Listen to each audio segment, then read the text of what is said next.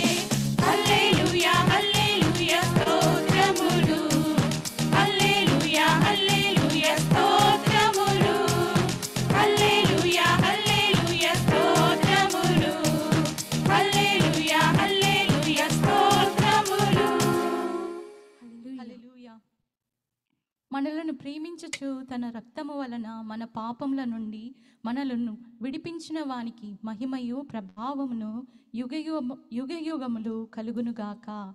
ఆయన మనలను తన తండ్రియగు దేవుని ఒక రాజ్యముగాను యాజకులుగాను చేసెను. అందుకు దేవుడు మనల్ని ఇంతగా హెచ్చించిన మన దేవుణ్ణి మనం ఆరాధిద్దామండి. దేవుడు మన పాపములను కడిగి ఆయన తన స్వరక్తం చేత మనని కడిగి శుద్ధీకరించి మనని తన ప్రియులుగా చేసుకున్నందుకు మనం దేవునికి ఎంతగానో స్తుతులు స్తోత్రములు చెల్లించవలసిన వారంగా ఉన్నాము. ఆయన మన పేర్లను జీవ గ్రంథంలో రాసినందుకు మరి ఎక్కువగా దేవుని మనం స్తుతిద్దాం.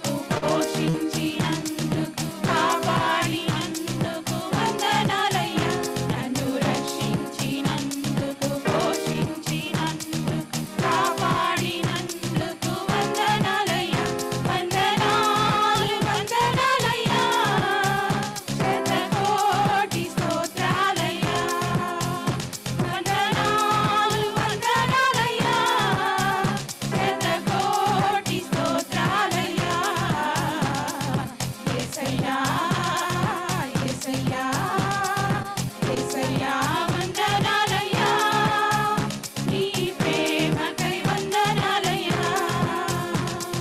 యేసయ్యా వందనాలయ్యా, నీ ప్రేమకై వందనాలయ్యా.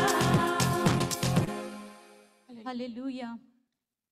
పరిశుద్ధుడు ప్రేమించి మనల్ని ఎంతగానో ప్రేమించి మనం పాపం చేసి ఉన్నామని ఎరిగి కూడా దేవుడు తన ప్రాణమని దేవుడు మన కొరకు ఆ సిలువలో దారపోసి దేవుడు మనల్ని ఎంతగానో ప్రేమించి ఆయన ప్రేమను సిలువ మరణం ద్వారా దేవా ఆయన చూపించినందుకు ఆయన్ని మనం ఎంతగానో స్తుతించవలసిన వారంగా ఉన్నాము. దేవుడు మనల్ని ఎంతగా ప్రేమించాడంటే ఈ లోకములో ఎవరిని కూడా ఆయన లెక్క చేయకుండా పరిశుద్ధుడు మరి ఈ లోకంలో ఆయనని ఎంతమంది ఎదిరించినను ఆ సిలువ మరణాన్ని ఎంతమంది మరి వ్యతిరేకంగా ఉంటూ దేవుడికి వ్యతిరేకంగా ఉంటూ ఆయనని ఎంత హేళన చేసినను ఎంత అవమానం చేసినను ఆయనని శరీరములు మరి ఎంతగానో మరి బాధ పెట్టి ఎంతగానో మన కొరకు ఆయన హింస పొంది మనల్ని రక్షించుటకు ఆయన తన రక్తమునంతయు దారపోసి మనల్ని శుద్ధీకరించి ఆయన మనల్ని ప్రియ కుమారులుగా ప్రియ కుమార్తెలుగా ఏర్పరచుకున్నాడు. అంత గొప్ప దేవుడు మన దేవుడు. ఎంత ప్రేమను మన ఎడల కనబర్చాడు. ఆయన మనల్ని తన స్వంత పిల్లలుగా చేసుకుని అబ్బా తండ్రి అని పిలుచుటకు మనకి అర్హతను దయచేశాడు. ఈ లోకంలో ఎవరు మనల్ని లెక్క చేయనప్పుడు ఆయన మనల్ని ప్రేమించాడు, మనల్ని ఎన్నుకున్నాడు. మనం ఆయనని వెదకక ముందే ఆయన మన దగ్గరికి వచ్చి మనతో ఉంటూ మనల్ని ప్రేమిస్తూ మన హృదయంలో నివసించడానికి ఇష్టపడ్డాడు. ఇంత గొప్ప దేవుణ్ణి మనము ఆయన్ని ఆరాధిద్దామండి. అబ్బా తండ్రి అని ఆయన మనం పిలవాలి అని ఆయన ఇష్టపడుతున్నందుకు ఆయన మనల్ని ఎంతగా ప్రేమిస్తున్నాడో మనం ఒక్కసారి గుర్తు చేసుకుని మన హృదయంలో ఉన్న ప్రతి ఒక్క పాపముని మరి ఒకసారి ఒప్పుకుంటూ మరి ఒకసారి తన రక్తము ద్వారా మనల్ని దేవా మమ్మల్ని కడుగు అని ఒకసారి మరి ఒకసారి అడిగి దేవుడు మనల్ని కడగటానికి ఇష్టపడుతున్నాడు. మన పాపములను క్షమించటానికి ఇష్టపడుతున్నాడు. మన ప్రతి పాపముని కడిగి వేసుకోవటానికి ఆయన ఇచ్చిన అవకాశాన్ని బట్టి ఆయన ఇచ్చిన పరిశుద్ధ రక్తాన్ని బట్టి మనం కృతజ్ఞతాస్తుతులు చెల్లించిన వారంగా ఉన్నాము. ఆయన మనల్ని ఇంతగా ప్రేమించినందుకు మనం ప్రియమైన దేవా నా కన్న తండ్రి అనే పాట ద్వారా దేవుని మనం ఆరాధిద్దామండి. ఆయన మనకై ఎంత ప్రేమను కనపరిచాడో తిరిగి మనం ఏమి ఇవ్వలేము కానీ మనం ఆయన్ని విరిగి నలిగిన హృదయంతో ఆరాధిద్దామండి. ఏక మనసుతో మనం దేవుణ్ణి ఆరాధిద్దాము. ప్రియమైన దేవా నా కన్న తండ్రి, నా ఆత్మదీపమును వెలిగించిన నాన్న అనే పాట ద్వారా దేవుని మనం ఆరాధిద్దాము.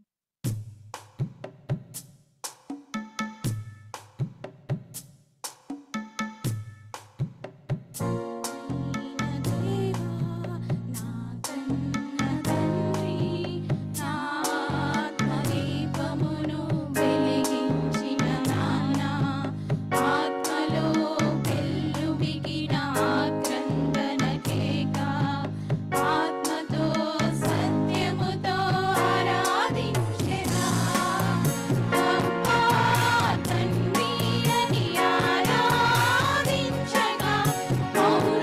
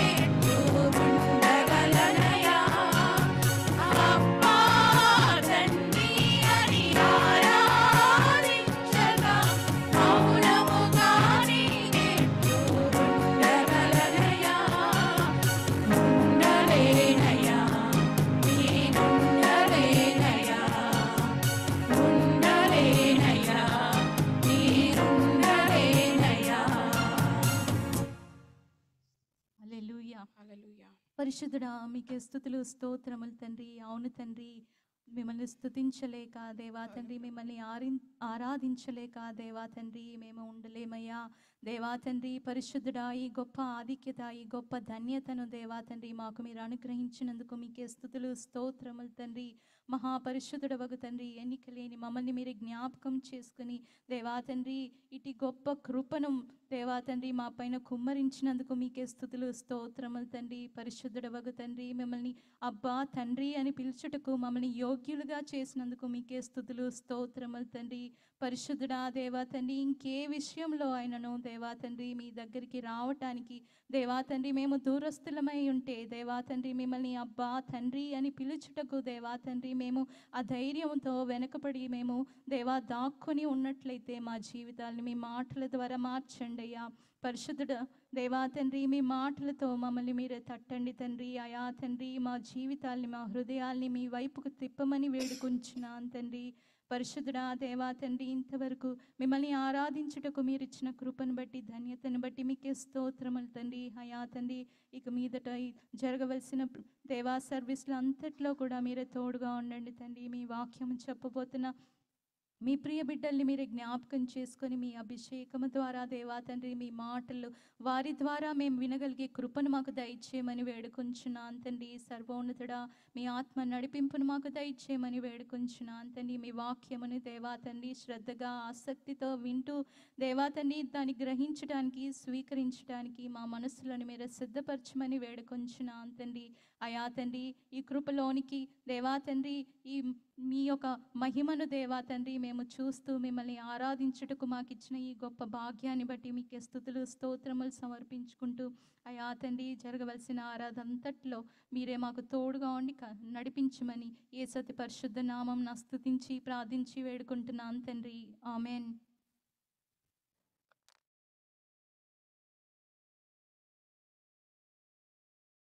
EQI team for the wonderful worship.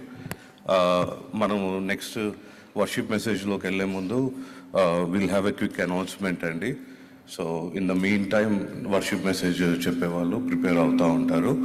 So మనకి ఈరోజు నుంచి శామ్యూల్ మాధవరాజ్ గారు, మనందరికి తెలిసినట్టే శామ్యూల్ మాధవరాజ్ గారు, రెవరెండ్ శామ్యూల్ మాధవరాజ్ గారు స్టార్ట్ చేయాలి మనకి ఇన్ పర్సన్ చెప్పటము. బట్ uncle fell sick అండి, unfortunately last weekend, and uncle got admitted into emergency. Keep him in your prayers.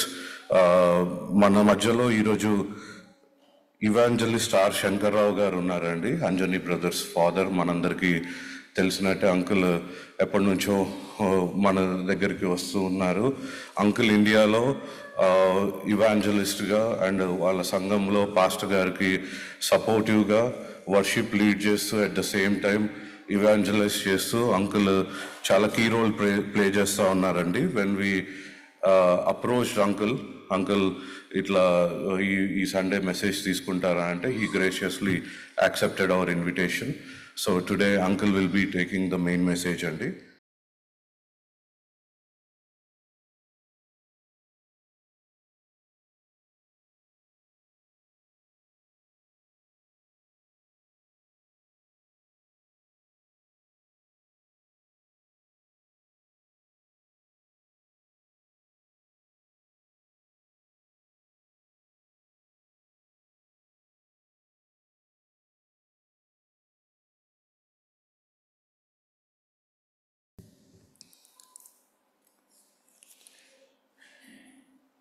మనమందరము కలిసి చదువుదామండి. 93వ కీర్తన. యెహోవా రాజ్యము చేయుచున్నాడు, ప్రభావమును ఆయన వస్త్రముగా ధరించి ఉన్నాడు. యెహోవా బలము ధరించి బలముతో నడుము కట్టుకుని ఉన్నాడు. కదలకుండునట్లు భూలోకము స్థిరపరచబడి ఉన్నది. పురాతన కాలం నుండి నీ సింహాసనము స్థిరమాయను, సదాకాలము ఉన్నవాడవు నీవే. వరదలు ఎలుగెత్తును యెహోవా, వరదలు ఎలుగెత్తును. వరదలు తమ అలలను హోరెత్తునట్లుగా చేయుచున్నది. విస్తార జలముల ఘోష కంటెను, బలమైన సముద్ర తరంగముల ఘోష కంటెను. ఆకాశమందు యెహోవా బలిష్ఠుడు, నీ శాసనములు ఎన్నడూ తప్పిపోవు. యెహోవా ఎన్నటెన్నటికి పరిశుద్ధతే నీ ముందర మనకు అనుకూలము, మందిరమునకు అనుకూలము. మనమందరం కూర్చున్నట్లయితే ప్రార్థన చేసుకుని, ధ్యానం చేసుకుందామండి. ప్రేమగల తండ్రి, దయగల దేవ, మీకే వందనాలు, మీకే స్తుతులు, మీకే స్తోత్రమును చెల్లిస్తున్నాను తండ్రి. ప్రభా దేవా, నీవు ఉన్నతుడవు, మహోన్నతుడవు, మహాగణుడమైనటువంటి దేవుడు నా తండ్రి. ఆకాశమును భూమి మీదను సమస్తమైన అధికారము మీకు ఉండినది నా దేవా. మీరు గ్రహించకుండాను ఏమీనూ లేదు నా తండ్రి. ప్రభా దేవా, నువ్వు సమస్తమును తండ్రి ప్రభా ఎరిగినటువంటి గొప్ప దేవుడు నా తండ్రి. నాయన హేదీనురాలను నా తండ్రి ప్రభా, అయ్యా నేను నిల్చుని ఉన్నాను ఓటికుండ వంటి తానను నా తండ్రి ప్రభా. దేవా నాయన నీ ఆత్మ చేత నడిపింపమని వేడుకుంటున్నాను. అయ్యా నీ మాటలు నా తండ్రి ప్రభా మరి పుటము వేయబడినటువంటివి నా తండ్రి, పరిశుద్ధమైనటువంటి మాటలు నా తండ్రి. నీ మాటలకు నా మాటలను ఏమీ చేర్చుకోకుండానట్లుగా అయ్యా ఉన్నది నా తండ్రి ప్రభా. నీ తలంపు ఏమైతే తండ్రి ప్రభా మీరు మాట్లాడాలి అనుకుంటున్నారో తండ్రి, ఆ మాటలు మాత్రము తండ్రి ప్రభా మాట్లాడడానికి మీరే కృపను చూపించమని నజరేయుడు పరిశుద్ధుడు నమ్మదగినటువంటి యేసుక్రీస్తు నామమున వేడుకొని ప్రార్థన చేయుచున్నాను తండ్రి. ఆమేన్. 93వ కీర్తనలో మనము చదువుకున్నాము. 5 వచనములు ఉన్నవి కదా. ఈ 5 వచనములు కూడా దేవుని గురించి మాత్రము ఇక్కడ ఈ కీర్తనాకారుడు మనకి రాస్తా ఉన్నాడనమాట. దేవుని యొక్క బలమును మనము చూస్తూ ఉన్నాము. ఈ కీర్తన అంతట్లో కూడా ఏంటిదంటే మొత్తం మనము చూడవలసినవి 5 కనిపిస్తూ ఉన్నవి. మెయిన్ ఏంటిదంటే, ఒకటి రాజ్యము కనిపిస్తూ ఉండింది, ఆ తర్వాత ఆయన సింహాసనమును కనిపిస్తూ ఉండింది, ఆయన శాసనమును కల్పిస్తూ ఉండింది, ఆయన పరిశుద్ధత, ఆయన బలము మనకి కనిపిస్తూ ఉండింది. నిజంగా ఆయన రాజాది రాజు, ప్రభుల ప్రభు, సర్వము ఆయన సృష్టించినదే. ఆయన సృష్టించకుండా ఈ భూమి మీద ఏమీ లేదు. సమస్తమును కూడా ఆయన అధికారం కిందనే ఉండినది. అట్టి గొప్ప దేవుడు తన యొక్క బలమును గురించి మనం తెలుసుకోవాలని అంటే మనకి ఆయన చెప్పాలని కాదు, మనము తెలుసుకోవాలి. ఎందుకంటే మనం ఎరిగి ఉంటే, ఆయన ఏ విధముగా ఉన్నాడో ఎరిగి ఉంటే మనము బలము ధైర్యమును తెచ్చుకోవడం కోసము దేవుడు తన యొక్క గుణలక్షణాలని అనేక చోట్ల మనకు వాక్య భాగంలో వెల్లడిపరుస్తూ ఉంటాడు. ఈ కీర్తనలో కనుక మనం చూసుకున్నట్లయితే, మనము భూమిని దేవుడు స్థిరపరిచిన దగ్గర నుండి చూసుకుంటూ వద్దాము. భూమిని ఆయన ఏ విధముగా స్థిరపరిచిందంటే, శూన్యములో ఆయన పునాదులు ఎవరేశారు? భూమికి దేవుడే వేసి స్థిరపరిచాడు. ఏ కక్షలో నుండి కదలకోకుండానట్లుగా భూమిని ఆయన స్థిరపరిచి, ఆయన జ్ఞానము చేత ఆకాశమును విశాలపరిచి ఉన్నాడు అని చెప్పేసి ఇర్మియా గ్రంథంలో గనక మనం చూసినట్లయితే, ఆయన యొక్క బలాన్ని మనం ఆది కాండంలో కనుక చూసినట్లయితే, ఆది కాండంలో ఆయన మాట ఇవ్వగా వెలుగు కలిగెను, ఆకాశం కలిగెను, భూమి కలిగెను అని మనం చూస్తూ ఉంటాము. కానీ ఇర్మియాలో కనుక చూస్తూ ఉన్నట్లయితే, ఇర్మియా ఎంత చక్కగా అంటే ఆయన సృష్టించిన విధానాన్ని చాలా క్లియర్గా, అంటే ఎంత దగ్గరతనమో అనిపిస్తూ ఉండింది అది చదువుతూ ఉన్నప్పుడైతే. ఇర్మియా అంటూ ఉంటాడు కదంటే, దేవా నీవు ఈ భూమిని ఏ విధంగా సృష్టించినావు? నీ యొక్క జ్ఞానము చేతనే కదా, నీ యొక్క బలము చేత కదా దీన్ని సృష్టించినావు, నీ యొక్క ప్రజ్ఞత చేత కదా ప్రపంచములను సృష్టించినావు, నీ యొక్క జ్ఞానము చేత కదా నువ్వు ఆకాశ విశాలములను స్థిరపరిచి ఉన్నావు. దేవా, ఈ ప్రపంచంలో ఉన్నటువంటి వారందరికీ కూడా గాలి ఎక్కడి నుండి వస్తూ ఉండింది? నీ యొక్క ధనాగారంలో నుండే కదా గాలి వస్తూ ఉండింది. ఈ ప్రపంచంలో మనం ఊపిరి, జీవవాయువును ఎన్ని కోట్ల మంది తీసుకుంటున్నారంటే, ఆ జీవవాయువు ఎక్కడి నుండి వస్తూ ఉండింది? మనకున్న సైన్స్ పరిజ్ఞానం ఇదంతా కాదు, కానీ దేవుని వాక్యం చెప్తా ఉండింది, నా ధనాగారంలో నుండి ప్రతిరోజు కూడా సమస్తమైన జీవకోటికి ఆయన జీవాధారితమైనటువంటి జీవవాయువును ఆయన ఇస్తా ఉన్నాడంట. ఆయన కృప ఎంత గొప్పదో కదా. ఆయన నేను నరులను ఊరికైనా చేసి ఉన్నానా అని దేవుడు మాట్లాడుతూ ఉన్నాడు. ఇంకా చూస్తూ ఉంటే ఆయన ఎంతగా భూమిని ఒకసారి గనుక ఆయన ఒక కక్షలో ఉంచినట్లయితే దాని నుండి అది పోకోకుండా కాలమును బట్టి, సమయమును బట్టి దానంతటా అది ఏ దినము కూడా అది దాన్ని ఉన్నటువంటి ఆజ్ఞను దాటివేయకోకుండా అది నడుచుకుంటా ఉండింది. అలాగా దేవుడు తన యొక్క బలము చేత దేవుడు సృష్టించినటువంటి గొప్ప దేవుడు. మనము ఇంకా చూస్తూ ఉంటే ఆయన అంటాడు కదంటే, నీ బాహువు చాపి, ఇర్మియా అంటాడు కదంటే, నీ బాహువును చాపి నువ్వు సమస్తాన్ని సృష్టించినావు, ఈ భూమిని ఇదంతను కూడా ఈ మాట, నీ బలం ఎంతగా ఉండిందంటే నీ చేయి ఇలాగా చాపి, నీ బాహును ఈ విధంగా చాపి సమస్తాన్ని నువ్వు ఈ విధంగా నువ్వు స్థిరపరిచినావు. సముద్రము అంత హోరెత్తుతా ఉండింది, అలలుగా వస్తా ఉన్నాయి, ప్రవహించాల్సిన అంతగా ప్రవహించినా కూడా ఏ దినము కూడా తన యొక్క హద్దును అది దాటుకోకుండానంట దేవుడు దాన్ని ఇసుకను నిత్యముగా అని అంటే ఒక ఆజ్ఞలాగా పెట్టిండంట. అంత ప్రవహించుకుంటా అది వచ్చినా కానీ దాని కెరటాలు అది ఘోషిస్తూ అది వచ్చినా కానీ అది ఇసుకను చూసిందంటే అది వెనక్కి మళ్ళీ వెళ్ళిపోతా ఉంటది. అది అంత గొప్ప దేవుడో కదా. ఆయన అంటున్నాడు, నేను ఇంత గొప్పవాడిని కదా. ఒకసారి మనం చూద్దామా ఇర్మియాలో ఒకసారి చూద్దామండి మనం.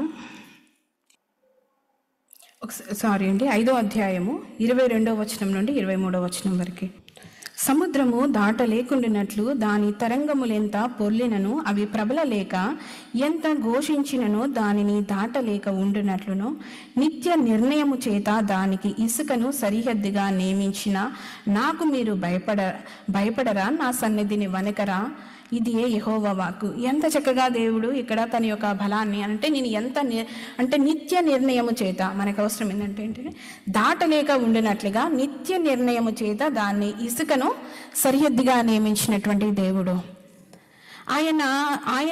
ఆయన మాటకి ఈ సృష్టిలో ఉన్నటువంటిది ఏ జీవి కూడా, ఏ ప్రాణి నిజంగానే వరదలు హోరెత్తుతా ఉన్నవి, పక్షులు ఉదయకాలంలో లేచి ఆయనకి స్తుతులు చెల్లిస్తా ఉన్నవి, సమస్తము పర్వతములు ఆయన నిర్ణయించిన దగ్గర స్థిరముగా ఉన్నవి, సముద్రము దానిని ఎక్కడైతే దేవుడు నిర్ణయితంగా చేసి ఉన్నాడో అది అక్కడ ఉండినది. ఈ సృష్టిలో ఉన్న సమస్తమును కూడా దేవునికి లోబడతా ఉండింది.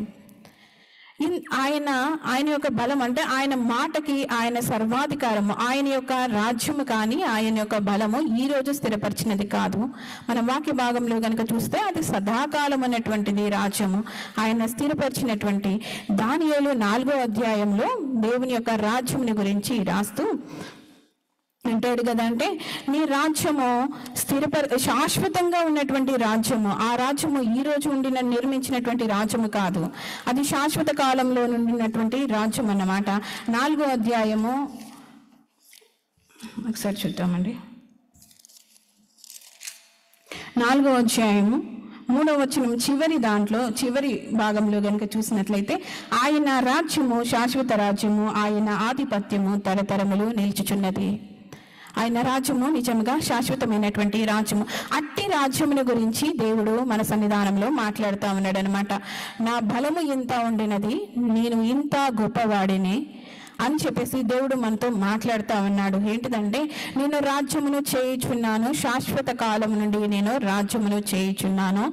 నా సింహాసనము ఆకాశం అందలి ఉండినది. అది 103వ కీర్తనలో చూసినట్లయితే అక్కడ మనకి చక్కగా కనిపిస్తుంది. ఏంటిదనంటే దేవుని యొక్క సింహాసనము 19వ వచనం 103వ కీర్తన 19వ వచనంలో కనుక చూసినట్లయితే యెహోవా ఆకాశమందు తన సింహాసనమును స్థిరపరిచి ఉన్నాడు, ఆయన అన్నింటి మీద రాజ్య పరిపాలన చేయుచున్నాడు.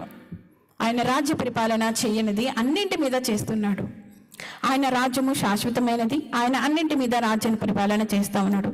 అయినప్పటికీ మనము ప్రార్థన చేస్తూ ఉంటాము, పరలోక ప్రార్థనలో నీ రాజ్యమును వచ్చునుగాక అని చెప్పేసి మనము ప్రార్థన చేస్తూ ఉంటాము. అని ఎందుకు? దేవుని రాజ్యము శాశ్వతమైనది కదా, ఆయన పరిపాలన ఎప్పటి నుండో చేస్తున్నాడు. అయినప్పటికీ మనం ఎందుకు చేస్తా ఉన్నాము అంటే ఆయనకి లోబడింది ఒకటి ఏంటంటే మనుషులు. ఆయన పోలిక చొప్పున ఆయన రూపంలో చేయబడిన మనుషులు మాత్రము ఆయనకి లోబడట్లేదు. అక్కడ దేవుని రాజ్యము కావాలని దేవుడు రావాలని దేవుడు మన చేత అంటే పిలువబడి ఏర్పరచబడి శుద్ధీకరించబడి నిలబెట్టి వెలపెట్టి కొన్నటువంటి విమోచించినటువంటి పరిశుద్ధ జనాంగమైన మన ద్వారా ఆ రాజ్యము స్థాపించబడాలని దేవుడు ఆశపడతా ఉన్నాడు. యేసుక్రీస్తుని పరిచయులు అడిగినప్పుడు నీ రాజ్యం ఎప్పుడు వస్తుంది అని చెప్పేసి అడిగినప్పుడు దేవుడు మాట్లాడతాడు. ఏమని చెప్తా ఉంటాడంటే నా రాజ్యము ఇహలోక సంబంధమైనది కాదు, నా రాజ్యం అనేది ఈ లోక సంబంధమైనది కాదు మీరు అనుకుంటున్నది. పిలాతుతో కూడా దేవుడు చెప్తాడు ఏంటిదంటే, నువ్వు రాజువేనా అని చెప్పేసానంటే, అవును నేను రాజునే, కానీ నా రాజ్యము నువ్వు అనుకుంటున్నటువంటి రాజ్యము కాదు, నా పరిపాలన నువ్వు అనుకున్నటువంటి పరిపాలన కాదు. పరిసయ్యులు కూడా అదే అడుగుతారు. లోకాలు అడిగినప్పుడు యేసుక్రీస్తు చెప్తారు కదా, అంటే దేవుని రాజ్యం ఇక్కడ అక్కడ వస్తున్నదని మీరు అన్నప్పుడు మీరు వినకూడదు, కానీ దేవుని రాజ్యము మీ మధ్యలోనే ఉండినది, అది వచ్చేది కాదు అని చెప్పేసి మనకి ఒకసారి దేవుడు చెప్తా ఉంటాడు. ఒకసారి లూకా దిద్దామండి.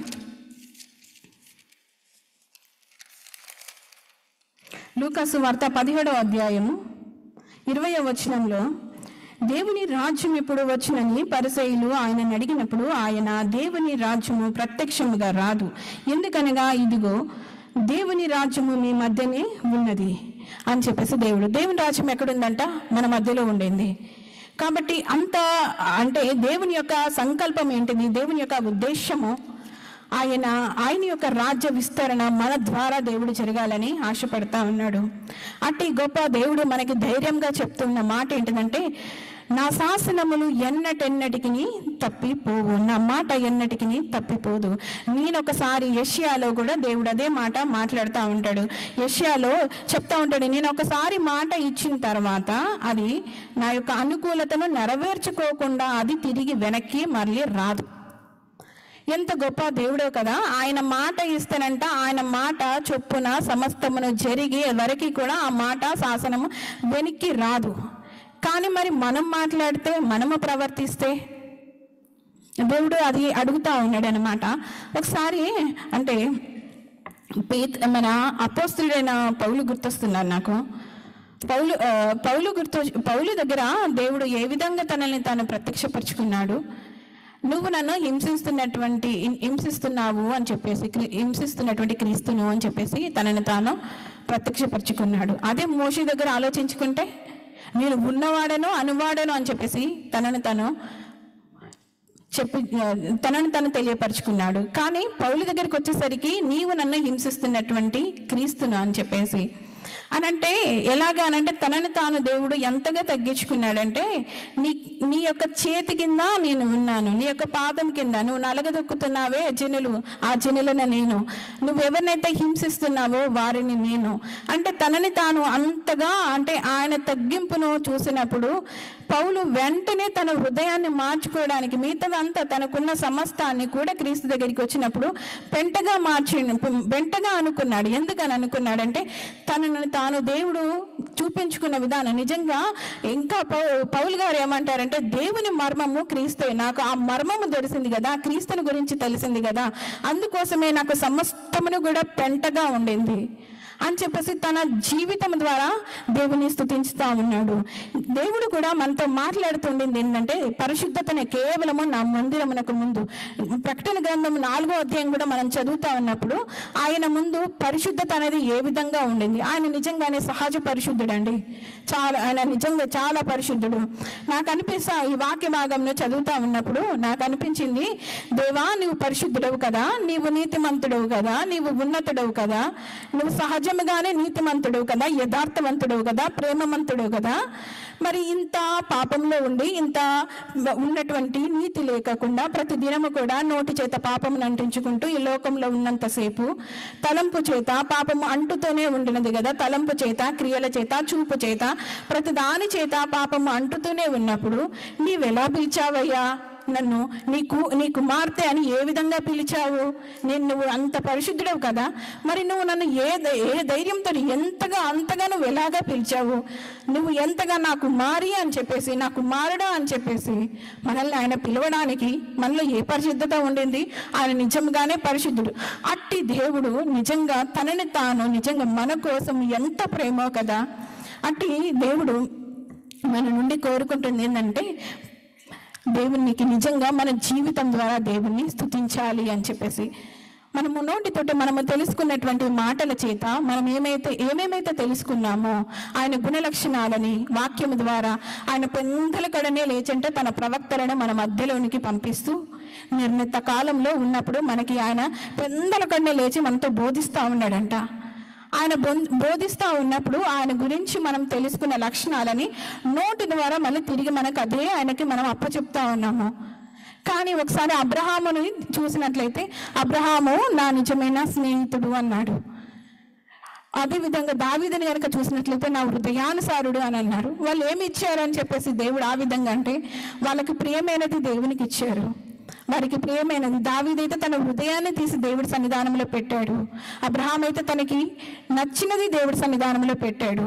మనం నిజంగానే మనం ఆరాధన చేస్తూ ఉన్నప్పుడు మనలో ఇంకా ఏదో మిగిలిపోతా ఉండింది. మనం పరిపూర్ణంగా, వాళ్ళు పరిపూర్ణంగా ఇచ్చారు, పరిపూర్ణంగా వాళ్ళకంటూ ఏమీ లేదు, మిగిల్చుకొని ఏమీ లేదు.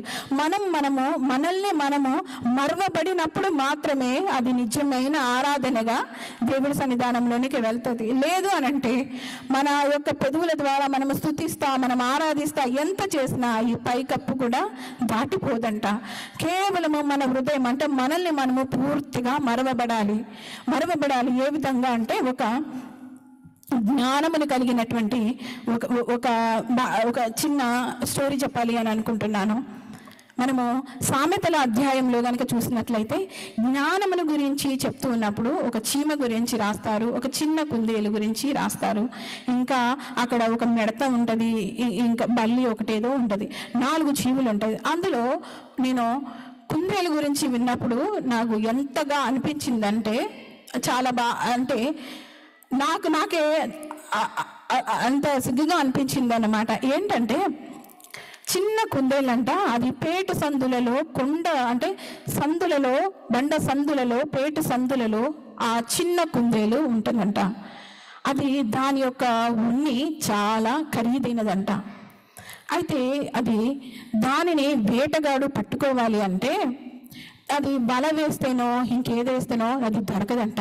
కానీ తనకి ఒక పని చేస్తాడంట. ఆ వేటగాడు ఏం చేస్తాడంటే బురద తీసుకొని వచ్చేసి ఆ పేట సందు ఏదైతే ఉండిందో ఆ చిన్న సందులాగా ఉండింది కదా, ఆ సందు చుట్టూ అంటే ఆ భాగానికి ఇలాగా ఆ బురదను రాస్తాడంట. రాసి ఆ కుందేలు ఎప్పుడైతే తన నివాసానికి అవి వస్తూ ఉంటాయో వాడు తరుముతా ఉన్నప్పుడు ప్రాణ భయము చేత అవి తరమబడుతూ వచ్చేసి ఆ పేట సందు దగ్గర ఆగిపోతుందంట. ఆ సందు దగ్గర ఆగిపోతుందంట. లోపలికి వెళ్తే అది రక్షించబడుతుంది, కానీ లోపలికి అది వెళ్ళదంట. ఎందుకనంటే అది లోపలికి వెళ్ళాలి అంటే ఆ సందులో నుండి వెళ్ళాలి. ఆ సందులో నుండి వెళ్తే దానికి వాడు ఎవరైతే ఆ వేటగాడు రాశాడో ఆ బురద తన శరీరానికి అంటుకుంటుంది. కానీ ఆ బురద తన శరీరానికి అంటుకోవడము ఆ కుందేలుకు అసలు ఇష్టం ఉండదంట. చావనైనా నేను చస్తాను కానీ నా శరీరానికి నేను ఏ మాత్రమును కూడా నేను ఆ మట్టి అంటించుకోను, ఆ బురద నేను అంటించుకోను అని చెప్పేసి అనుకుంటుందంట. అది చావడానికి సిద్ధపడినది కానీ అపవిత్రపడడానికి సిద్ధపడలేదు. అందుకోసమే కావచ్చు దేవుడు సామెతల గ్రంథంలో దానిని జ్ఞానిగా, చిన్న జీవి అయినా కూడా దానిని జ్ఞానం కింద దాన్ని చేర్చినాడు. అదే దేవుడు మనతో మాట్లాడుతున్నాడు, బిడ్డ నీవు పాపంతో పోరాడినప్పుడు నీవు రక్తము కారణంతగా నీవు పోరాడలేదు. దేవుడు హెబ్రీ 12లో రాస్తాడు, నువ్వు రక్తము కారణంతగా పాపంతో నువ్వు పోరాడలేదు. అవును, మనం మారు మనసు పొందుకున్నాము, మనల్ని దేవుడు విమోచించినాడు. కానీ ప్రతిదినం మనం ఇంకనూ ఈ లోకంలోనే ఉన్నాము, ఈ మట్టి దేహంలోనే ఉన్నాము, ఇంకనూ ఈ లోకాధికారం కిందనే ఉన్నాము. ఇంకనూ మనము తలంపుల ద్వారా మన నోటి చేత మన యొక్క చూపుల ద్వారా ఎన్నో చూస్తూ ఉంటాము, ఎన్నో వింటూ ఉంటాము, ఎన్నో మనము అపవిత్రతమైనవన్నీ అంటించుకునే ఉంటాము. కానీ దేవుడు తన సహజ పరిశుద్ధుడైనటువంటి దేవుడు అంటున్నాడు, బిడ్డ నువ్వు ఒక్కసారి గనుక కన్ను మూసిన ఈ లోకంలో కన్ను మూస్తే యుగ యుగములు నాతో ఉంటావు ఆ పరిశుద్ధమైనటువంటి రాజ్యంలో. ఆ రాజ్యంలోనికి నువ్వు రావడానికి కేవలం మనకున్నది ఒకటి ఏంటిదంటే మనము పూర్ణ అంగీకారంగా మన దేహంతో కూడా మన జీవితంతో కూడా మనము స్తుతించాలి. పౌలు అంటున్నాడు, నేను బ్రతికినా దేవుని కోసమే, చనిపోయినా దేవుని కోసమే అని చెప్పేసి. నిజంగా మనల్ని భక్తులను మన ముందు ఎందుకు పెట్టాడు? అంతమంది విశ్వాస వీరులని హెబ్రీలో మనకి ఎందుకు రాశాడు? మనకి దేవుడు మనం ఆ విధంగా జీవించాలనే కదా, మనం ఆయన విధంగా మనం ప్రేరణ పొందుకొని పరిశుద్ధంగా మనం జీవించాలని. నిజంగా ఏ సమయం ఉండింది మనకు తెలియదు. ఇప్పుడు కూర్చొని మాట్లాడుతూ ఉన్నాము. ఈ సమయంలో దేవుని రాకడ వస్తే, ఈ సాయంకాలం వస్తే, రేపు పొద్దున వస్తే మన జీవితం ఎంత నీటి బుడగ వంటిది కాదా? ఆవిరి వంటిది కాదా? గడ్డి పువ్వు వంటిది కాదా? ఎంత నీడ వంటిది కాదా మన జీవితము? ఇంతలో పుట్టి అంతలో మాయమైపోయేదంటివి. కాబట్టి ఉన్నంతలో ఒక మినుగురు పువ్వు ఆ రోజుకే జీవించినా దాని జీవితాన్ని బట్టి దేవుని స్తుతిస్తూ ఉండింది. దేవుడు కూడా మన యొక్క క్రియల ద్వారా దేవుని మనము స్తుతించాలని ఆశపడుతూ ఉన్నాడు. పూర్తిగా దేవుని మనము స్తుతించాలని ఆశపడుతూ ఉన్నాడు. మనము చూస్తున్న దేవుడు కేవలము ప్రేమ స్వరూపుడు మాత్రమే కాదు, ఒక దినము ఆయన సింహాసనము ఆకాశంలో స్థిరముగా ఉంటున్నటువంటిది. ఆ సింహాసనం మీద న్యాయాధిపతిగా కూర్చున్నప్పుడు అప్పుడు మనం పిల్లలమని దేవుడు చూడడు, ఆయన న్యాయ నిర్ణేత. కాబట్టి అప్పుడు మనకి నిలుచొని దేవా నేను బిడ్డను అని మనకి చెప్పుకునే అవకాశము ఉండదేమో. కానీ ఉన్నంతలో మనము దేవుని స్తుతిస్తాము. ఆయన యొక్క రాజ్యము, ఆయన ప్రభావమునే వస్త్రముగా ధరించిందంట, ఆయన మహిమను వస్త్రముగా ధరించిందంట. దేవుడు నిజంగా ప్రభావమును గురించి 12 సంవత్సరాల రక్తస్రావమును కలిగినటువంటి స్త్రీ ఆయనను ముట్టుకున్నప్పుడు నా నుండి ప్రభావమును వెడలిపోయింది అని దేవుడు మాట్లాడుతూ ఉన్నాడు. అంత గొప్ప దేవుడు నీకు నాకు మనందరికీ కూడా తండ్రిగా ఉన్నాడు. మనం ఆయన పిల్లలుగా ఉండడానికి మనకు ఆయన అధికారం ఇచ్చినాడు. మనల్ని లోకము నుండి వేరుపరిచినాడు, నియమించుకున్నాడు, నిర్ణయించుకున్నాడు. నాకు ఒకే ఒకటి గుర్తొస్తా ఉండింది. కథ ఏంటిదంటే, యేసుక్రీస్తు చెప్తూ పిలువబడిన వారి గురించి చెప్తా ఉంటాడు కదా. అనేకుల్ని పిలువబడ్డప్పుడు వాళ్ళు రక్షణావస్త్రంలో లేకోకుండానే వారు వచ్చినప్పుడు వీళ్ళందరినీ కూడా చీకటి. అంతగా మనకి దేవుడు ముందుగానే ఇన్ని సంవత్సరాలు మనకి ఇంత సమయాన్ని ఇచ్చినాడు. ఎందుకనంటే మనం అన్నింటి ద్వారా మనము దేవుని స్తుతించాలి. మనం మాదిరిగా, అంటే మనం ఒక నడుచున్నటువంటి పత్రికల్లాగా ఉండి అనేకులకు మన జీవితం ద్వారానే మనము దేవుని ఘనపరచాలి, మహిమపరచాలని ఆశపడతా ఉన్నాడు.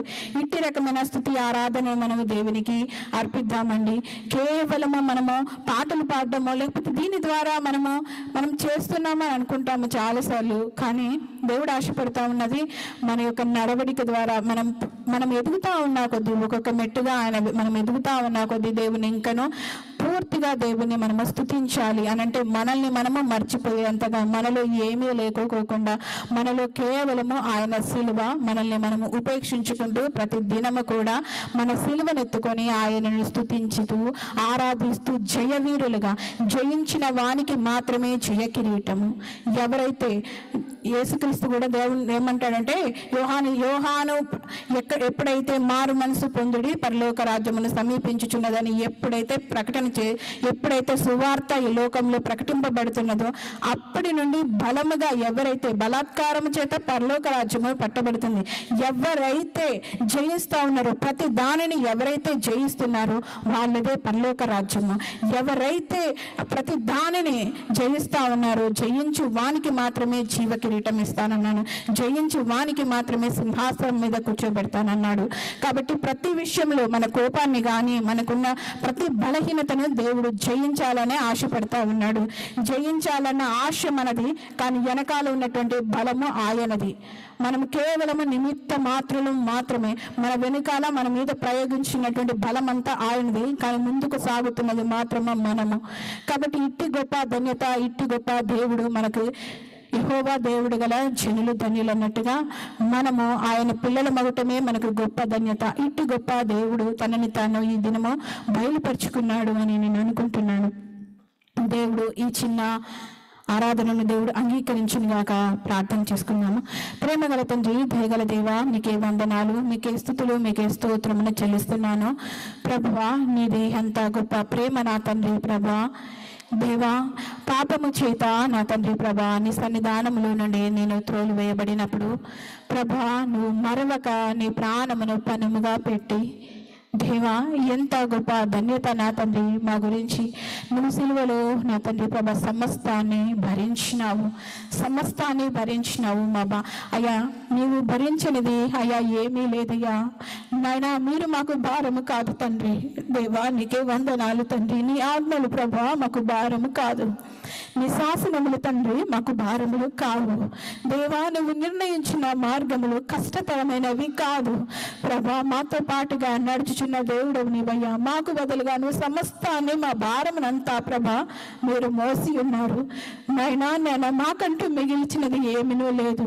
కానీ తండ్రి ప్రభా నీ మార్గమందు ప్రభా మేము నిలబడినప్పుడు పురాతనమైనటువంటి విషయములను గురించి తెలుసుకుంటూ ప్రభా ఏ విధముగా ప్రభా మేము నడుచుతున్నామో సరిచూసుకుంటూ ఏమి వింటున్నామో జాగ్రత్త కలిగి ప్రభువా నాయన మాకున్న ఈ కొంచెము సమయములో దేవా నాయనా ఇదిగో నా తండ్రి పరుగు నా తండ్రి ప్రభా తుదముట్టించడానికి మీరు కృపను చూపించమని వేడుకుంటున్నాను అయ్యా. మేముంటున్నది చిన్న మంద భయపడకము, నేను నీకు తోడుగా ఉన్నాను అని సెలవిచ్చిన దేవా మేము చిన్న మందగానే ఉన్నాము, కానీ ప్రభా మా పక్షమున నీవు ఉన్నావు దేవా నాయన. నీకే వందనాలు తండ్రి. మరి నేను జయించున్నాను, మీరు కూడా జయించమని సెలవిచ్చిన దేవా నాయన. విజయుడవు నీవు నా తండ్రి. అట్టి విజయమును కూడా ఈ జీవితంలో మాకు దయచేయమని వేడుకుంటున్నాను ప్రభా. రెప్పపాటులో తండ్రి ప్రభా మేము నీ సన్నిధానంలో ఉండడానికి మీరు కృపను చూపించమని వేడుకుంటున్నాను ప్రభువా. నా దేవా నా రక్షక,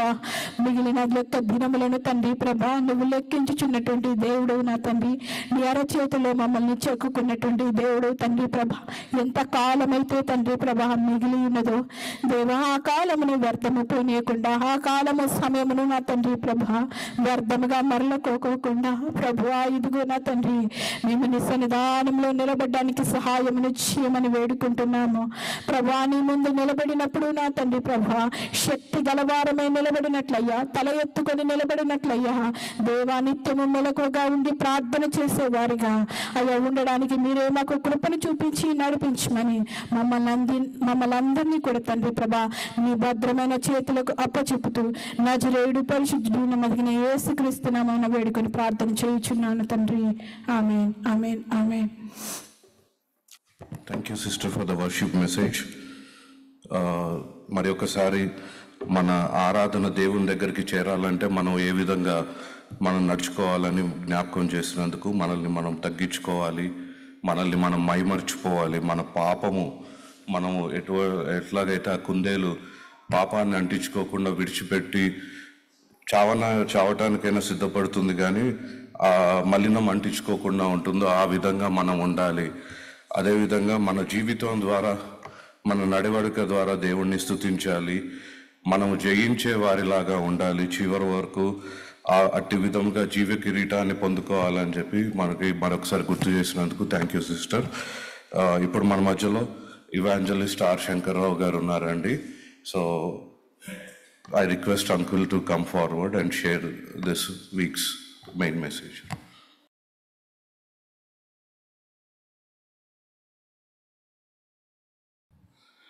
దేవుని పరిశుద్ధ నామమున మహిమ కలుగునుగా. దేవుని నామ స్తోత్రం. హల్లెలూయా.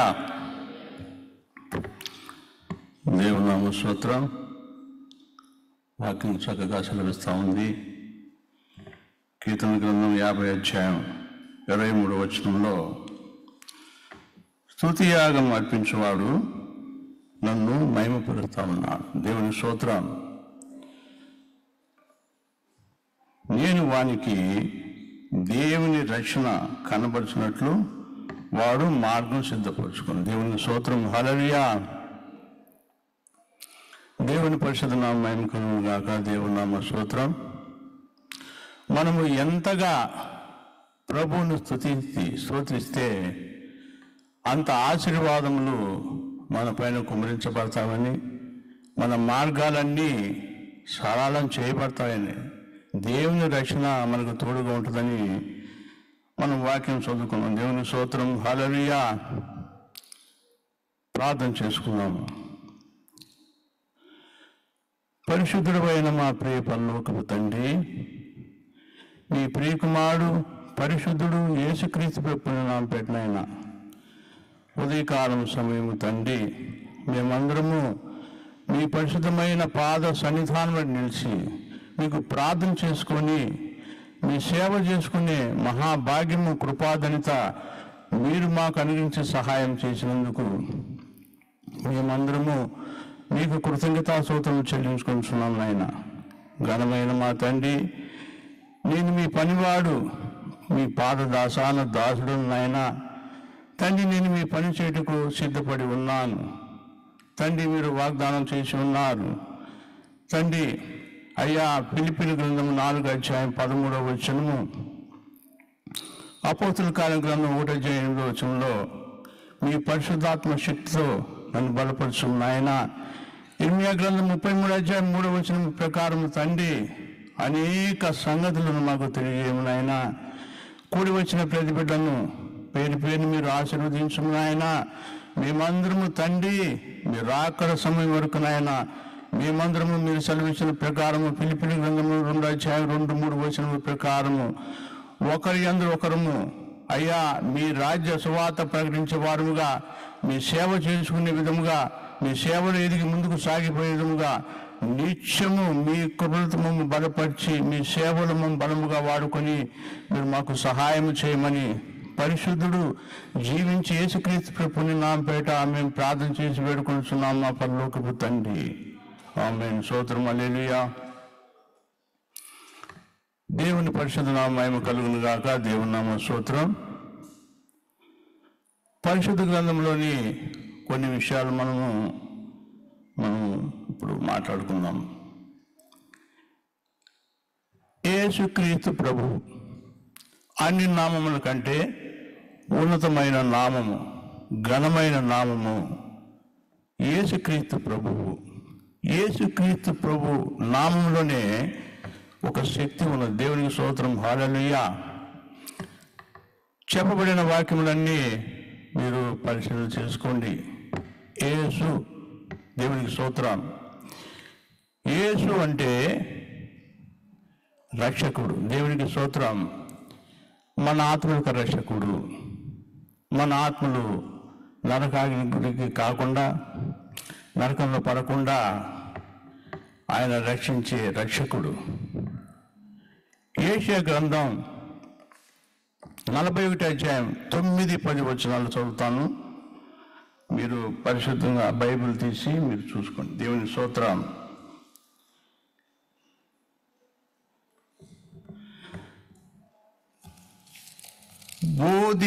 బోధిగంతముల నుండి స్తోత్రం.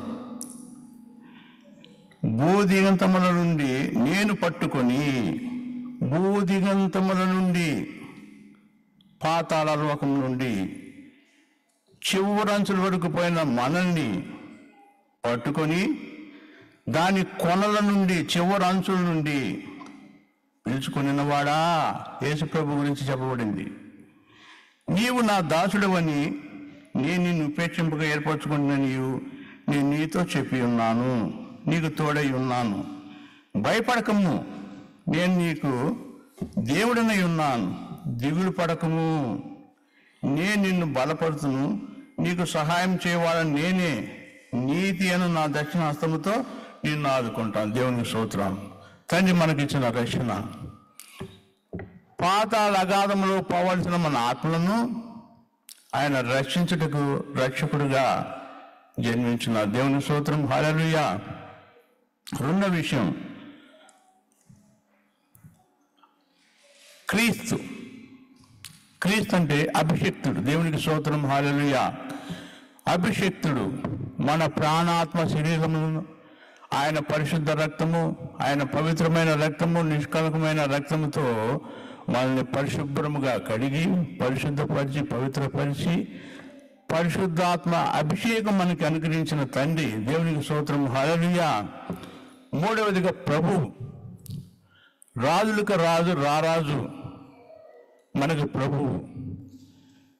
మనము ఈ మాయా లోకము, కీడుతో నిండిన లోకము, ఈ లోకంలో మనం జీవిస్తూ ఉన్నప్పుడు ఎట్లా మన ఆత్మలకు రక్షకుడై ఆయన పరిశుద్ధమైన రక్తము, ఆయన పవిత్రమైన రక్తము, నిష్కల్కమైన రక్తంతో మనల్ని కడిగి పరిశుద్ధపరిచి పవిత్రపరిచి మళ్ళా మనము పాపంలో పడకుండా మనకు రాజుగా, రాజాది రాజుగా, చక్రవర్తిగా నిత్యము మనకు తోడుగా ఉండి మన క్షేమంగా ఈ లోకంలో మనల్ని నడిపిస్తా ఉన్నాడు. దేవుని స్తోత్రం. హల్లెలూయా.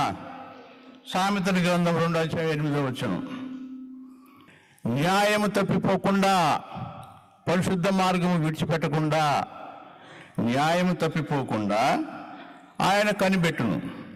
తన భక్తుల ప్రవర్తన, మన ప్రవర్తన, తనను నమ్ముకున్న బిడ్డల ప్రవర్తన కాస్తా ఉన్నాడు. దేవునికి స్తోత్రం, హల్లెలూయా. దేవుని పరిశుద్ధ నామమున కలుగును గాక.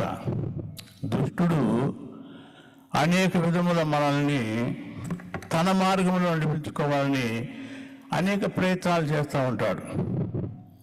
వాక్యం చక్కగా చదివిస్తూ ఉంది. ప్రభు రాకడ వరకు మన ఆత్మను రక్షించిన రక్షకుడు, మన పాపములను పరిశుద్ధమైన రక్తంతో కడిగిన రక్షకుడు, రాజాది రాజుగా ఆయన రాకడ వరకు మనం కాచి కాపాడుతాం. దేవుని స్తోత్రం, హల్లెలూయా. దేవుని పరిశుద్ధ నామమున మహిమ కలుగును గాక. దేవుని నామ స్తోత్రం. పరిశుద్ధ గ్రంథంలోని లిఖించిన నీతి వాక్యాలన్నీ మనము ఉపమాన మర్మంగా తీసుకోవాలి. ఉపమాన మర్మము. రెండవది, యేసుక్రీస్తు ప్రభు వారి పరిశుద్ధ జీవితము, భక్తుల పరిశుద్ధ జీవితము మాదిరికరంగా మనం తీసుకోవాలి. దేవుని స్తోత్రం. మూడవది, సాదృశ్యంగా తీసుకోవాలి. పరిశుద్ధ గ్రంథం వాక్యము లిఖించిన వాక్యములన్నీ ఈ మూడు విషయాల ద్వారా లిఖించిన భక్తులు. దేవుని స్తోత్రం, హల్లెలూయా. చెప్తాను ఒక్కొక్కటి. ఒక వ్యక్తి మారు మనసు, పాప క్షమాపణ, రక్షణ భాగ్యం. 3. మారు మనసు, పాప క్షమాపణ, రక్షణ భాగ్యం. ఎప్పుడైతే ఒక వ్యక్తి మనసు మార్చుకొని పాపాలు విడిచిపెట్టి యేసుక్రీస్తు ప్రభువారిని సొంత రక్షకుడిగా అంగీకరించినప్పుడు ప్రభు ఆ వ్యక్తి జీవితాన్ని అత్యధికమైన స్థితిలో ఉంచుతారు. దేవుని స్తోత్రం, హల్లెలూయా.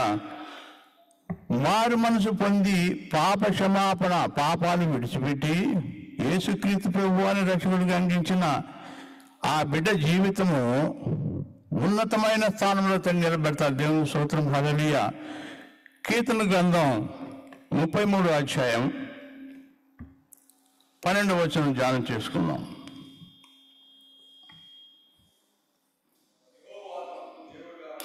చూశారు దేవుని స్తోత్రం. ఎంత గొప్ప విషయం అది, ఎంత ధన్యత. తండ్రి మనకిచ్చిన ఎంత ధన్యత. ఏ వ్యక్తి అయినా కానీ పశ్చాత్తాపపడి ఇక జీవించింది చాలు, ఈ పాపంలో జీవించింది చాలు, ఆయన పరిశుద్ధుడు, ఆయన పవిత్రుడు, ఆయనలో జీవించాలని మనసు మార్చుకొని పాపాలన్నీ విడిచిపెట్టి పశ్చాత్తాప హృదయంతో నీవు తప్ప నాకెవరు దిక్కులేని ఆయనని ఆయన పాద సన్నిధానంలో వెతికి వచ్చినప్పుడు ఆ వ్యక్తి స్థితి ఈ విధంగా మాత్రం. దేవుని స్తోత్రం, హల్లెలూయా. యెహోవా తమకు దేవుడుగా గల జనులు ధన్యులు. యెహోవాని మనము దేవుడుగా ఎంచుకున్నందుకు మనకి ధన్యత. రెండవది,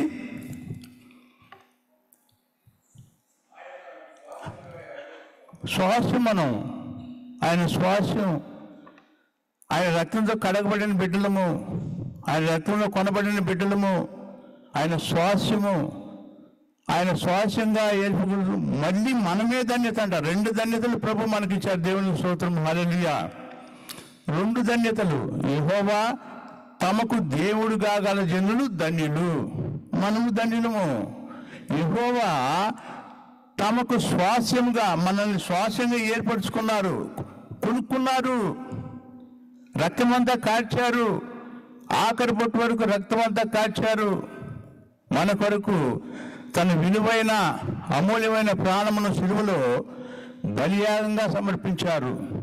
అంత మాత్రమే కాకుండా నా బిడ్డలతో పాటు నేను ఉండాలని చెప్పి మరణం చేయించి, మరణం నుండి విరిచి సాతానుని అనగదూకి 3వ దినమున మన కొరకు లేచారు. దేవుని స్తోత్రం, హల్లెలూయా. ఎంత గొప్ప భాగ్యము, ధన్యత. ఈ భాగ్యము, ధన్యత అనేకులు కోల్పోయి ఈ లోకంలో కష్టాలు, బాధలు, ఇరుకులు, ఇబ్బందులు అన్నిట్లో చిక్కుబడి కట్టబడి అనేక శ్రమలు ఉన్నారు. దేవుని స్తోత్రం, హల్లెలూయా. మనకైతే గొప్ప భాగ్యము, ధన్యత. ఆయన మనం దేవుడిగా ఎంచుకోవడమే మనకు ధన్యత. మనల్ని స్వాస్యంగా ఏర్పరచుకుని అదే ధన్యత మళ్ళీ మనకి 2 ధన్యతలు తండ్రి మనకి ఇచ్చారు. దేవుని స్తోత్రం, హల్లెలూయా. దేవుని పరిశుద్ధ నామం కలుగును గాక. దేవునామ స్తోత్రం. ప్రభు గొప్పవాడు, ఆయన పరిశుద్ధుడు, పవిత్రుడు. నమ్మిన బిడ్డలను ఆదరించి, ప్రేమించి, ఆశీర్వదించి జీవితం అందంగా మార్చే దేవునికి స్తోత్రం, హల్లెలూయా.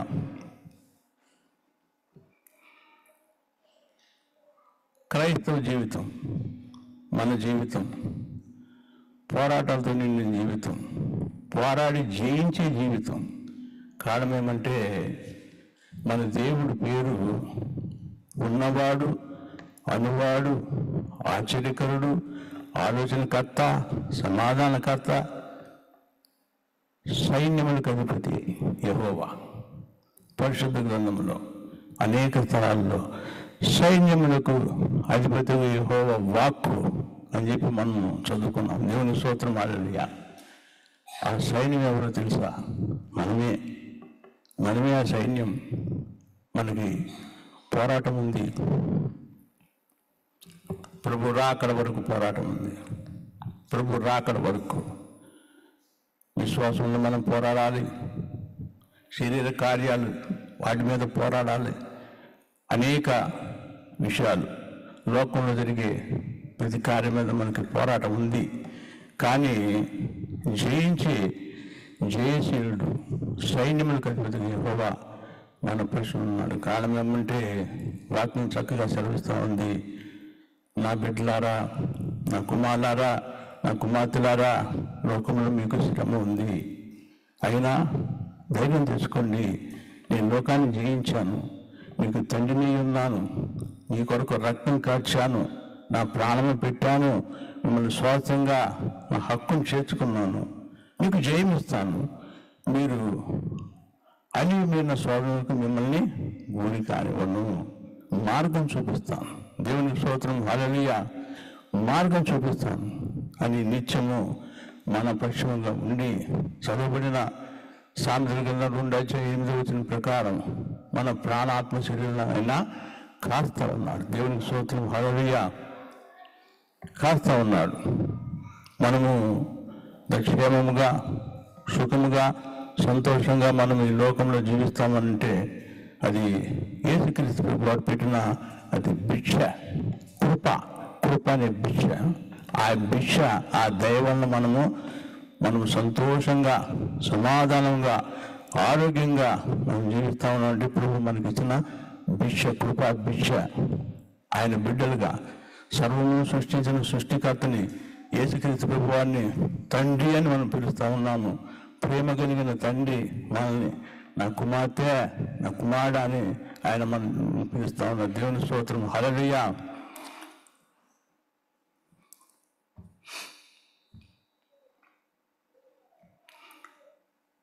ఈ పోరాటము ఇచ్చిన సమయం నేను పాటించాలి అన్నీ ఇంకా బైబిల్ లోతుకు పోతే చాలా సమయం పడుతుంది.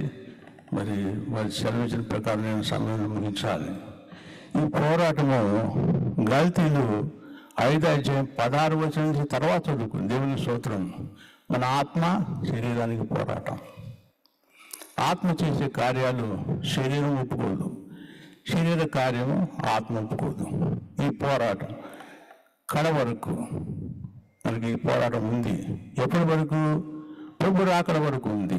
మనం యేసుక్రీస్తు ప్రభువుని నమ్ముకున్నాము, మారు మనసు పొందాము, బాప్తిసం తీసుకున్నాము, మరి ఆయన నిలిచికలిసి ఉన్నాము. అయినా కానీ మనకి పోరాటాలు ప్రభు రాకడ వరకు. దేవుని స్తోత్రం, హల్లెలూయా. ఎందుకంటే శ్రమ పడినప్పుడు కృంగిపోకూడదు. ఇప్పుడు వాక్యం చక్కగా సెలవుతూ ఉంది. మరి శ్రమ వచ్చినప్పుడు కృంగిపోతే చేతగాని వాళ్ళు అవుతారనే వాక్యంలో ఉంది. దేవుని స్తోత్రం, హల్లెలూయా. మరి అదే వాక్యంలో ఉంది, క్రీస్తు శరీరమందు శ్రమ పడినని కూడా ఉంది. ఇంకో విషయము, ఇంకా ముఖ్యమైన విషయం ఏమంటే క్రీస్తు యేసునందు సద్భక్తితో క్రీస్తు యేసు ప్రభువుని నమ్ముకొని మారు మనసు పొంది ఆయన రక్తంలో కడగబడి బాప్తిసం తీసుకొని ఆయన నిలిచి కలిసి ఉన్న మారు మనసు అన్ని చేసా ఉన్నా కానీ ఆయన సద్భక్తితో బతుకను ఉద్దేశించి వారు హింస పొందుతారనే వాక్యం ఉంది. దేవునికి స్తోత్రం. హల్లెలూయా. హింస పొందుతారనే వాక్యం ఉంది. అదేంది వాక్యం అట్లా ఉందని మనం ఆలోచన చేయాల్సిన పని లేదు. కారణం ఏమంటే యేసుక్రీస్తు ప్రభు వారిని తండ్రి అని పిలుస్తున్నాం. ఆయన పోలికగా మనం నిర్మించుకున్నారు.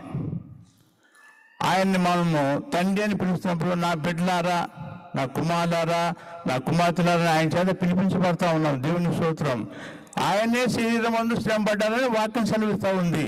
మరి ఆయన పోలికగా పుట్టిన మనము శ్రమ పడినందువల్ల కుంగిపోవాల్సిన అవసరం లేదు, దిగాలు పడాల్సిన అవసరం లేదు.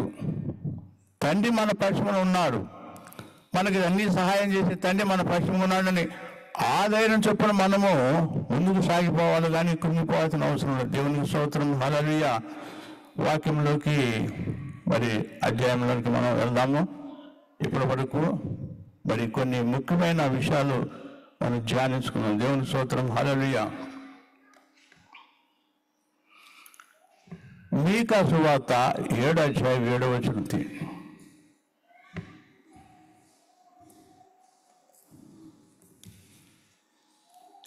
ఆత్మ ప్రేరేపణ కలిగిన వారు చదవచ్చు, లేదంటే నేనే చదివి వినిపిస్తాను. మీకా సువార్త 7వ అధ్యాయం 7వ వచనం.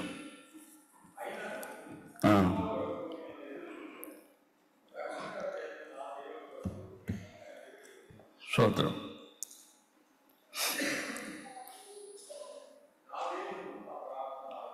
స్తోత్రం. ఇక్కడ మీకా గ్రంథం 7వ అధ్యాయం 7వ వచనం. అయినను యెహోవా కొరకు నేను ఎదురు చూస్తాను. ఇది విశ్వాసంతో పలకబడిన మాట. ఎదురు చూస్తాను. ఈరోజు కాకపోతే రేపు, రేపు కాకపోతే ఎల్లుండి, తర్వాత ఎప్పటికైనా కానీ నా తండ్రి నా పక్షంలో ఉన్నాడు, ఎదురు చూస్తాను. దేవుని స్తోత్రం. ఈ చదవబడిన ఈ వచనంలో 3 విషయాలు తండ్రి బయలుపరుస్తున్నారు. అయినను యెహోవా కొరకు నేను ఎదురు చూసేదను, రక్షణకర్తయగు నా దేవుని కొరకు నేను కనిపెట్టుంటాను. నిరీక్షణ కలిగి కనిపెట్టుంటాను. 3వ విషయము, నా దేవుడు నా ప్రార్థన ఆలకించును. ఆయన ఆలకిస్తాడు. 3 విషయాలు ఉన్నాయి. మొట్టమొదటిది విశ్వాసంతో కూడింది, రెండవది నిరీక్షణతో కూడింది, మూడవది నమ్మకంతో కూడింది. 3 విషయాలు ఒకటే. విశ్వాసం అన్నా ఒకటే, ఎదురు చూస్తామన్నా ఒకటే. విశ్వసిస్తేనే కదా ఎదురు చూస్తాము. ఎలాగైతే రేపు కాకపోతే ఎల్లుండి, తర్వాత ఇంకో నెల ఎదురు చూస్తాం. యెహోవా కొరకు ఎదురు చూసేవారు నూతన బలం పొందుతారని వాక్యం ఉంది. ఎదురు చూస్తాం. మూడవది, ఆయన నా ప్రార్థన ఆలకిస్తాడు. చివరిది విశ్వాసం, నిరీక్షణ, నమ్మకం. 3 విశ్వాసం. దేవుని స్తోత్రం. హల్లెలూయా. విశ్వాసం. ముఖ్యమైన విషయం ఏమంటే హెబ్రీయుల్లో ప్రస్ఫుటంగా రాయబడి ఉంది. ఒక్క మాట చెప్పి ఆ మాట ముగించేశారు తండ్రి.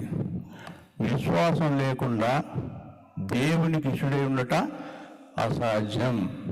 నువ్వు ఎన్నన్నా చేసుకో, ప్రార్థన చేసుకో, పాటలు పాడుకో, ఇవన్నీ చేసుకో, విశ్వాసం లేకుండా దేవునికి ఇష్టడై ఉన్నట్టు చదవండి. అది విశ్వాసం లేకుండా దేవునికి ఇష్టడై ఉన్నట అసాధ్యము. విశ్వాసం లేకుండా. విశ్వాసం అనేది రచనకి అది పునాది. విశ్వాసం అనే మెట్టు మీద మనం గట్టిగా నిలబడాలి. అది పునాది. నీ రక్షణ ఇందాక చదివాము. మార్గం సిద్ధపరుస్తాడు, స్తుతియాగం అర్పించువా, నన్ను మహిమపరుస్తాడు, నేను రక్షణ మార్గాన్ని దారిస్తానని చెప్పి దేవుడు మాట్లాడాడు. విశ్వాసం లేకుండా మనం ఎన్ని చేసినా ఏమీ ప్రయోజనం లేదు. విశ్వాసం లేకుండా దేవునికి ఇష్టడై ఉండట అసాధ్యము. ఒకసారి చదవండి.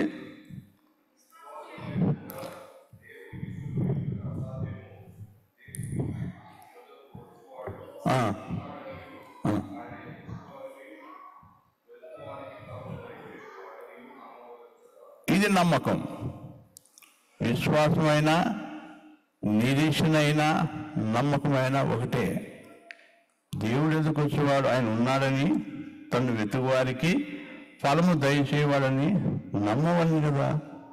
విశ్వాసం నోటి ద్వారా విశ్వాసం ఉండకూడదు, క్రియ ద్వారా ఉండాలి. దేవుని స్తోత్రం. క్రియ జరగాల, నోటి మాటలు కాదు, ఈ పెదాలతో పలికే మాటలు కాదు, క్రియ ద్వారా జరగాలి, చేసి చూపించాలి. విశ్వాసం, క్రియ లేని విశ్వాసం మృతం అని మీరు చదివారు, బైబిల్లో ఉంది. విశ్వాసం లేకుండా దేవునికి ఇష్టడేట అసాధ్యము. దేవుని యొద్దకు వచ్చేవాడు ఆయన ఉన్నాడని, తను వెతుకు వారికి ఫలము దయచేవాడని నమ్మవని కదా. ఇది సాదృశ్యం. ఇందాక మనం 3 విషయాలు చెప్పుకున్నాం. ఉపమాన మర్మాలు, సాదృశ్యాలు. ఇది సాదృశ్యం. మాదిరికరమైన జీవితం అంటే అది యేసుక్రీస్తు ప్రభువు వారి పరిశుద్ధ జీవితము, భక్తుల జీవితాలు మాదిరిగా మనకి తెలుసుకోవటానికి హెచ్చరికగా ఈ పరిశుద్ధ గ్రంథంలో లిఖించారు. దేవుని స్తోత్రం. హల్లెలూయా. విశ్వాసం లేకుండా దేవునికి ఇష్టం ఉండట అసాధ్యము. దేవుని ఎదుకు వచ్చేవాడు ఆయన ఉన్నాడని, తను వెతుకు వారికి ఫలము దయచేవాడని నమ్మవలని కదా. నమ్మాలి.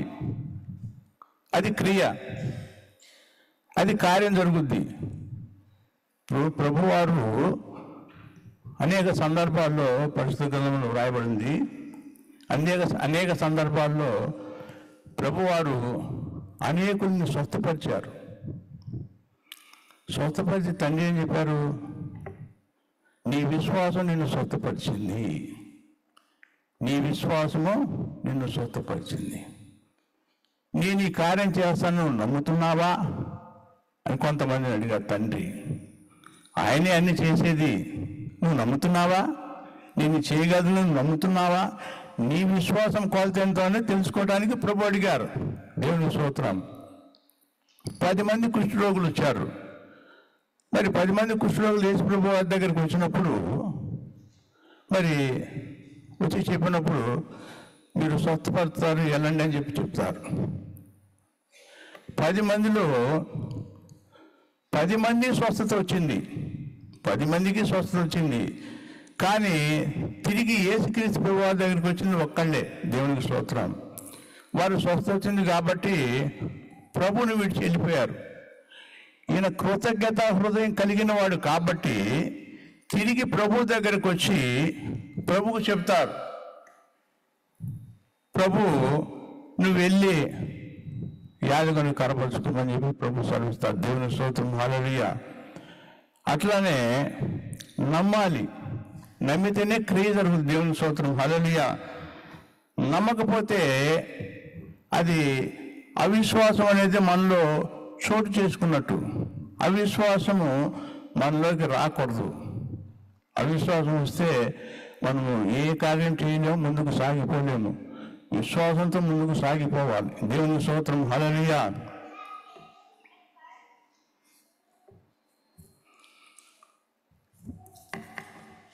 ఆ 10 మందిలో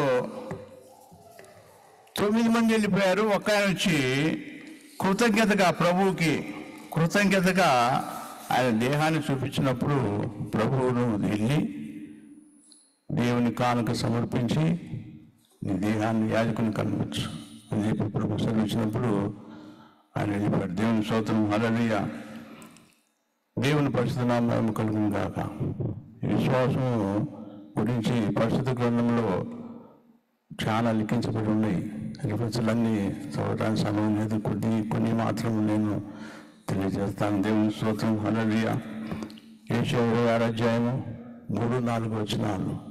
ఎవరి మనసు నీ మీద అనుకును వాడిని పూర్ణ శాంతి గలవానిగా కాపాడుతాను. ఎవరి మనసు నీ మీద అనుకును, మనసు హృదయం ప్రభు మీద ఆనుకోవాలి, పరిపూర్ణంగా ఆనుకోవాలి. ఇటు అటు నీ మనసుకు అస్థిరుడని యాకోబులో ఉంది. 2 మనసులు ఉంటే ఏం ప్రయోజనం లేదు, ఏ ఆశీర్వాదం లేదు. దినోసుకుడు 2 మనసులు ఉన్నవాడు అస్థిరుడు, వాడికి ఏం దొరుకుతుందని కూడా ఆశ లేదు. మనసు ఆనుకోవాలి. ఆయన మీదే ఆనుకోవాలి. నీ చూపు, నీ ఆలోచన, నీ మాటలు, నీ వినికిడి, నీ హృదయము, చేసే పని, నడిచే నడత సమస్తం ఆయనకి ఇష్టకరంగా ఉండాలి. ఆయన మీద ఆనుకోవడం అంటే అది. దేవుని స్తోత్రం. చూద్దాం వాక్యం. యెషయా గ్రంథం 26, 3-4 వచనాలు.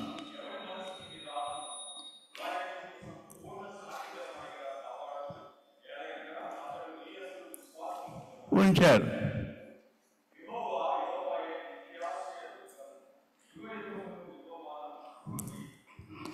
ఎవరి మనసు నీ మీద ఆనుకున్నో వాడిని నీవు పూర్ణ శాంతి కలవనిగా కాపాడుతావు.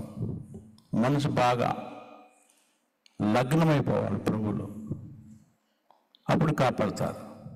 ఎందుకంటే విశ్వాసంతో మన ఆలోచనలు, మన తలంపులు, మన సమస్తము అవన్నీ పక్కన పెట్టేసి పరిపూర్ణంగా ఆయన వైపు ఆనుకోవాలి,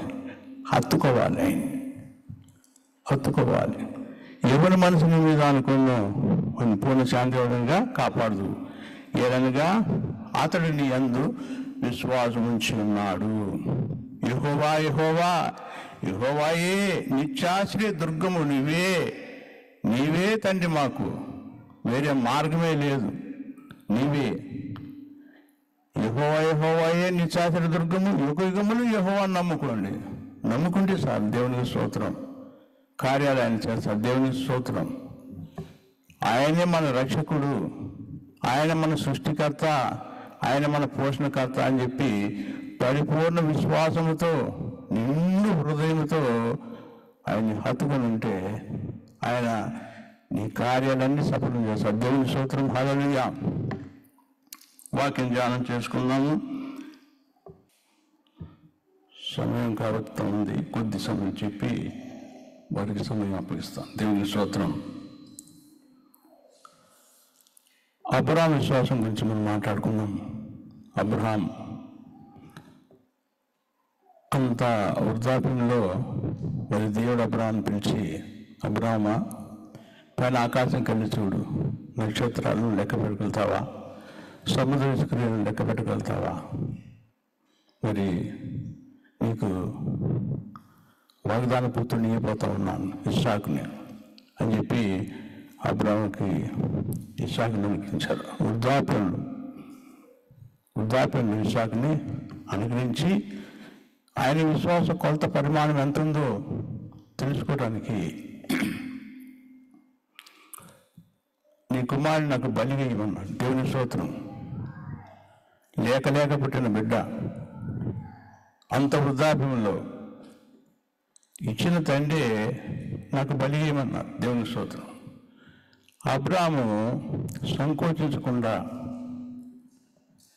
ఎదురు మాట చెప్పకుండా బిడ్డను తీసుకొని బలికి సిద్ధపడతాడు. దేవుని స్తోత్రం. అది క్రియారూపంగా జరిగిన నీతి. అందుకే అబ్రాహాముకి నీతిమంతుడు ఒక పేరు వచ్చింది. దేవునికి స్తోత్రం. నీతిమంతుడు. అబ్రాహాము నీతిమంతుడు. ఎందువల్లంటే ఆయన విశ్వాసం కలిగి ఉన్నాడు కాబట్టి. క్రియ చేశాడు. దేవునికి స్తోత్రం.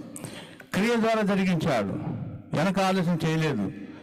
ఇంత వయసులో, ఇంత వృద్ధాప్యంలో మరి నాకు బిడ్డించారే అని వెనకడుగు వేయలేదు.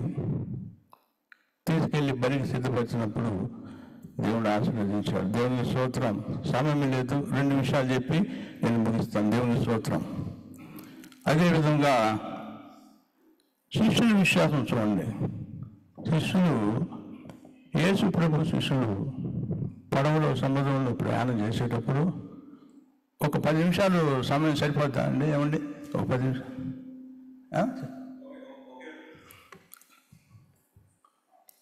ఒక పావు గంట అయిన పర్లేదా? 10 నిమిషాలు. మా అక్కడ అయితే టైం అనేది లేదు మాకు.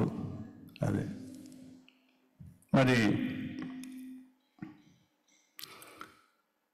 శిష్యులు పడవలో మరి వెళ్తా ఉన్నప్పుడు మరి గాలి, తుఫాన్ అన్ని చల్లలేదు. యేసు పడవలో ఉన్నారు. దేవుని స్తోత్రం. పడవలో ఉన్నారు.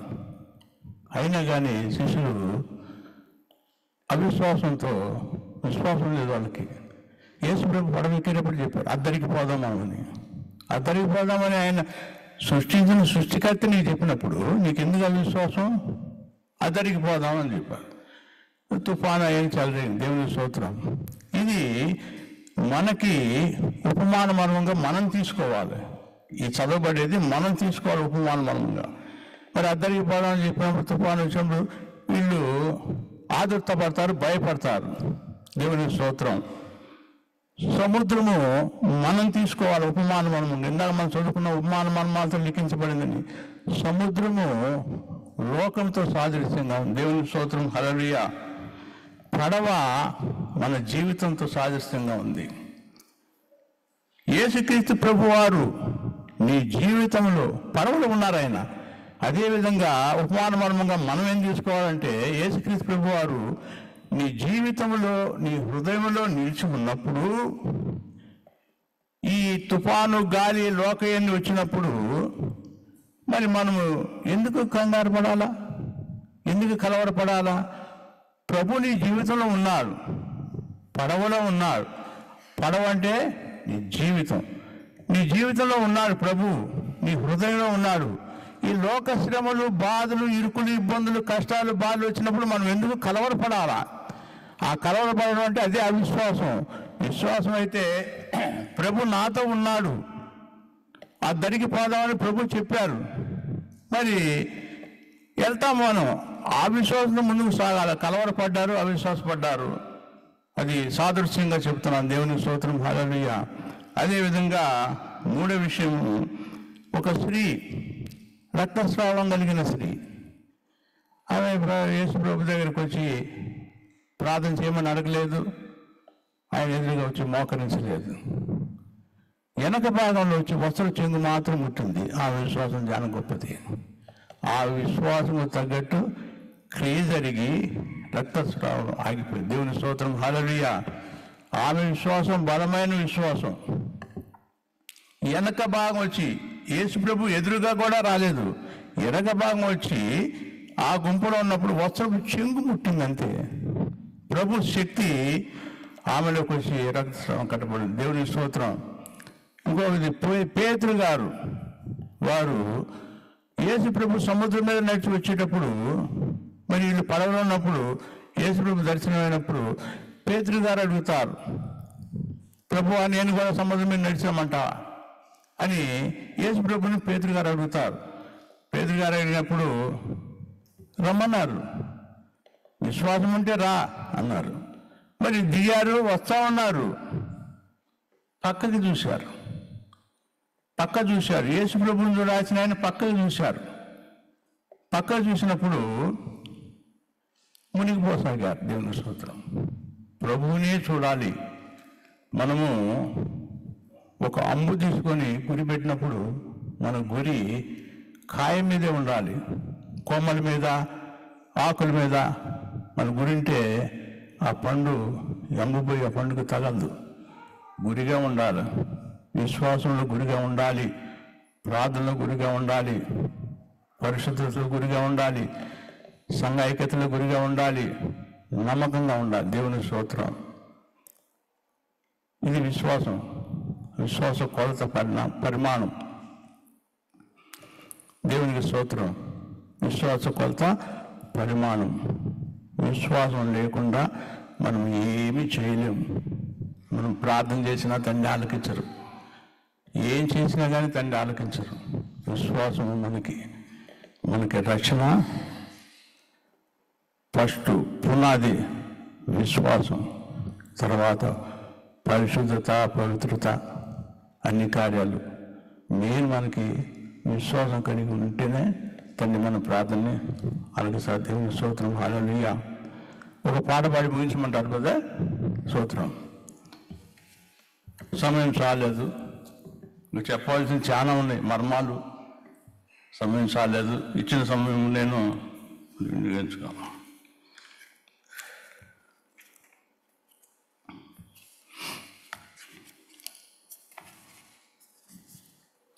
టైం ఉందా?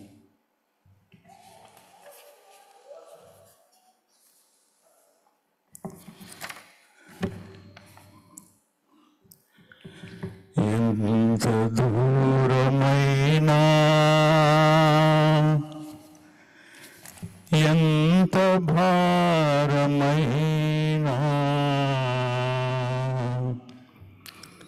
ఎంత దూరమైనా అది ఎంత భారమైనా యేసు వైపు చూడు నీ భారమంత తీరు యేసు వైపు చూడు నీ భారమంత తీరు తీరానికి చేరు తీరానికి చేరు ఎంత దూరమైనా అది ఎంత భారమైనా ఎంత దూరమైనా అది ఎంత భారమైనా యేసు వైపు చూడు నీ భారమంత తీరు యేసు వైపు చూడు నీ భారమంత తీరు తీరానికి చేరు తీరానికి చేరు ఎంత దూరమైనా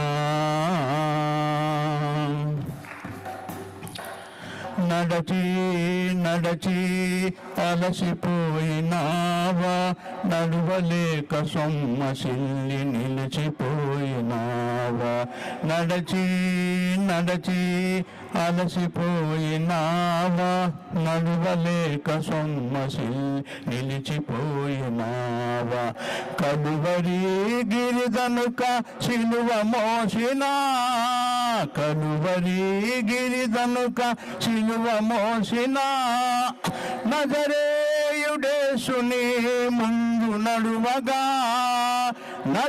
నజరేయుడేసుని ముందు నడువగా యేసు వైపు చూడు నీ భారమంత తీరు యేసు వైపు చూడు నీ భారమంత తీరు తీరానికి చేరు తీరానికి చేరు ఎంత దూరమైనా అది ఎంత భారమైనా ఎంత దూరమైనా అది ఎంత భారమైనా యేసు వైపు చూడు నీ భారమంత తీరు యేసు వైపు చూడు నీ భారమంత తీరు తీరానికి చేరు తీరానికి చేరు ఎంత దూరమైనా తెలిసి తెలిసి జారిపోయినావా తెలియరాని చీకటిలో చిక్కుబడినావా తెలిసి తెలిసి జారిపోయినావా తెలియరాని చీకటిలో చిక్కుబడినావా నిషీదిలో ప్రకాశించు చిరంజీవుడే నిషీదిలో ప్రకాశించు చిరంజీవుడే పరంజ్యోతి యేసుని ముందు నడువగా పరంజ్యోతి యేసుని ముందు నడువగా యేసు వైపు చూడు నీ భారమంత తీరు యేసు వైపు చూడు నీ భారమంత తీరు తీరానికి చేరు తీరానికి చేరు ఎంత దూరమైనా అది ఎంత భారమైనా ఎంత దూరమైనా అది ఎంత భారమైనా యేసు వైపు చూడు నీ భారమంత తీరు యేసు వైపు చూడు నీ భారమంత తీరు తీరానికి చేరు తీరానికి చేరు తీరానికి చేరు దేవుని పరిశుద్ధ నామము కలుగును గాక దేవుని నామ స్తోత్రం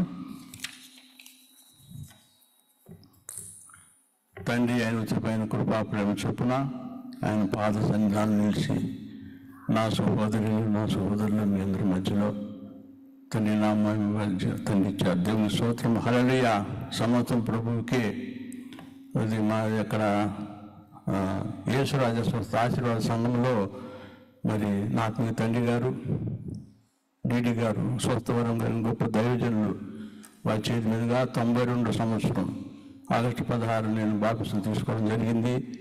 అదేవిధంగా 99వ సంవత్సరము మరి 5 పాస్టర్లు, అది మా పాస్టర్ గారితో కలిపి 5 పాస్టర్లతో ఇవాంజలిస్ట్ అభిషేకం తీసుకోవడం జరిగింది. దేవుని స్తోత్రం. ప్రభు యొక్క మహాకృప వలన మరి అక్కడ సంఘం, మరి మీ తండ్రి గారు సంఘం అది, వాళ్ళ బిడ్డలు 2 తండ్రి సేవలో ఉన్నారు. మరి అక్కడికి వెళ్ళి తండ్రి సేవ చేస్తూ ఉన్నాను. దేవుని స్తోత్రం. మా కుటుంబం కొరకు మీరు ప్రార్థన చేయండి. దేవుని స్తోత్రం. మీ అందరి గురించి నేను చాలా సంతోషపడుతున్నాను. మిమ్మల్ని అందరినీ చూసి, మీరు చేసే ప్రార్థన సేవ గురించి చూసి నేను అనేక వారాలు చూస్తూ ఉన్నాను. చాలా సంతోషపడుతూ ఉన్నాను. మరి మా పిల్లలతో కూడా అన్నాను, చాలా సంతోషంగా ఉంది. అందరూ కుటుంబంగా మరి సరదాగా వచ్చి ఆరాధన చేసి వెళ్తూ ఉన్నారు. మీ గురించి నేను మా సంఘంలో సాక్ష్యం చెప్తాను. దేవుని స్తోత్రం. హల్లెలూయా. మీ గురించి సాక్ష్యం చెప్తాను. మిమ్మల్ని చూసి చాలా సంతోషంగా ఉన్నాను. ఎందుకంటే బలి ఉల్లాసంగా ఉంది. మా అబ్బాయితో కూడా చెప్పాను, మా కోళ్ళు అమ్మాయి హేమతో కూడా చెప్పాను, ఇట్లా చాలా సంతోషంగా ఉంది. అందరూ వస్తారు, పండుగ వస్తారు. అది క్రిస్మస్ ఈస్టర్లా కాదు, పండగ. ప్రతి వారం మీరు ఇక్కడ రావడం పండగ. నేను చూస్తూ ఉన్నాను, చాలా సంతోషపడతాను. మీ అందరి గురించి నేను సాక్ష్యం చెబుతాను. మరి మా కుటుంబం కొరకు మీరు ప్రార్థన చేయండి. ఇక్కడికి వచ్చినప్పుడు, అబ్బాయి దగ్గరికి వచ్చినప్పుడు తప్పనిసరిగా మన సంఘానికి వస్తాను. ఈ అవకాశం ఇచ్చిన మరి అందరికీ నేను వందనాలు చెల్లిస్తాను. దేవుని స్తోత్రం. మీ అందరికీ వందనాలు. సంతోషం. Thank you very much uncle. మంచి దేవుని వాక్యాన్ని అందించారు. అదేవిధంగా మంచి పాట పాడి వినిపించారు. చాలా రోజులైంది ఇట్లాంటి పాట సంఘంలోకి వచ్చి నేను వినడం. Thank you uncle. అనౌన్స్మెంట్స్ అండి, regular announcements. We're going to have Bible study on Wednesday 7 PM ఉంటుంది. ప్రజెంట్ మనం ప్రోవర్బ్స్ స్టడీ చేస్తున్నాము. దయచేసి వీళ్ళు ఉన్న వాళ్ళందరూ కూడా దయచేసి జాయిన్ కమ్మని రిక్వెస్ట్ చేస్తున్నాము. అట్లాగే every Thursday we're going to have women's prayer meeting అండి. ప్రమీల సిస్టర్ లీడ్ చేస్తారు. దయచేసి వీళ్ళు ఉన్న వాళ్ళందరూ కూడా, సిస్టర్స్ అందరూ దయచేసి జాయిన్ కమ్మని రిక్వెస్ట్ చేస్తున్నాము. అట్లాగే నిన్న కొంతమంది వాట్సాప్ గ్రూప్స్లో చూసుంటారు, 2 చిన్నపిల్లలు, these are the kids, they are in New York. వాళ్ళ డాడీ వచ్చేసి ఇండియా వెళ్ళి ఆయన అక్కడ వీసా ఇష్యూస్ తోటి స్టక్ అయి ఉన్నారు. ఈ పిల్లలిద్దరూ స్విమ్మింగ్ పూల్లో పడిపోయి చనిపోయినారు. ఈ పిల్లలిద్దరూ, షీఈ్ దేర్ మదర్. పిల్లలిద్దరూ కూడా they are so active in church. So వాళ్ళు ఇద్దరు ఎట్లాగా జరిగింది అనేది I don't have details. I can get details by today. But one request, దయచేసి మదర్ గురించి, అట్లాగే వాళ్ళ డాడీ, వాళ్ళ ఫాదరు ఆయన ఇండియాలో స్టక్ అయి ఉన్నాడు, వాళ్ళ ఫ్యామిలీ గురించి దయచేసి మీ ప్రార్థనలో జ్ఞాపకం చేసుకోండి. నిజంగా మనం ఇంత హ్యాపీగా ఇక్కడ మన పిల్లలందరితోనూ, ఫ్యామిలీస్ తోటి మనం ఇక్కడ ఆరాధన చేస్తున్నామంటే, so there are lot of issues going on around. So ఎంతో శ్రమల్లో అనేక మంది ఉన్నారు. 2 పిల్లలు, they have only 2 kids, they both are lost. So పిల్లల గురించి, వాళ్ళ పేరెంట్స్ గురించి దయచేసి ప్రార్థనలో జ్ఞాపకం చేసుకోండి. ఇన్ కేసు ఫర్దర్ స్టెప్స్ వాళ్ళు ఎక్కడ ఉన్నారు ఏంటి అనేది నాకు తెలీదు. Maybe I get more details by today.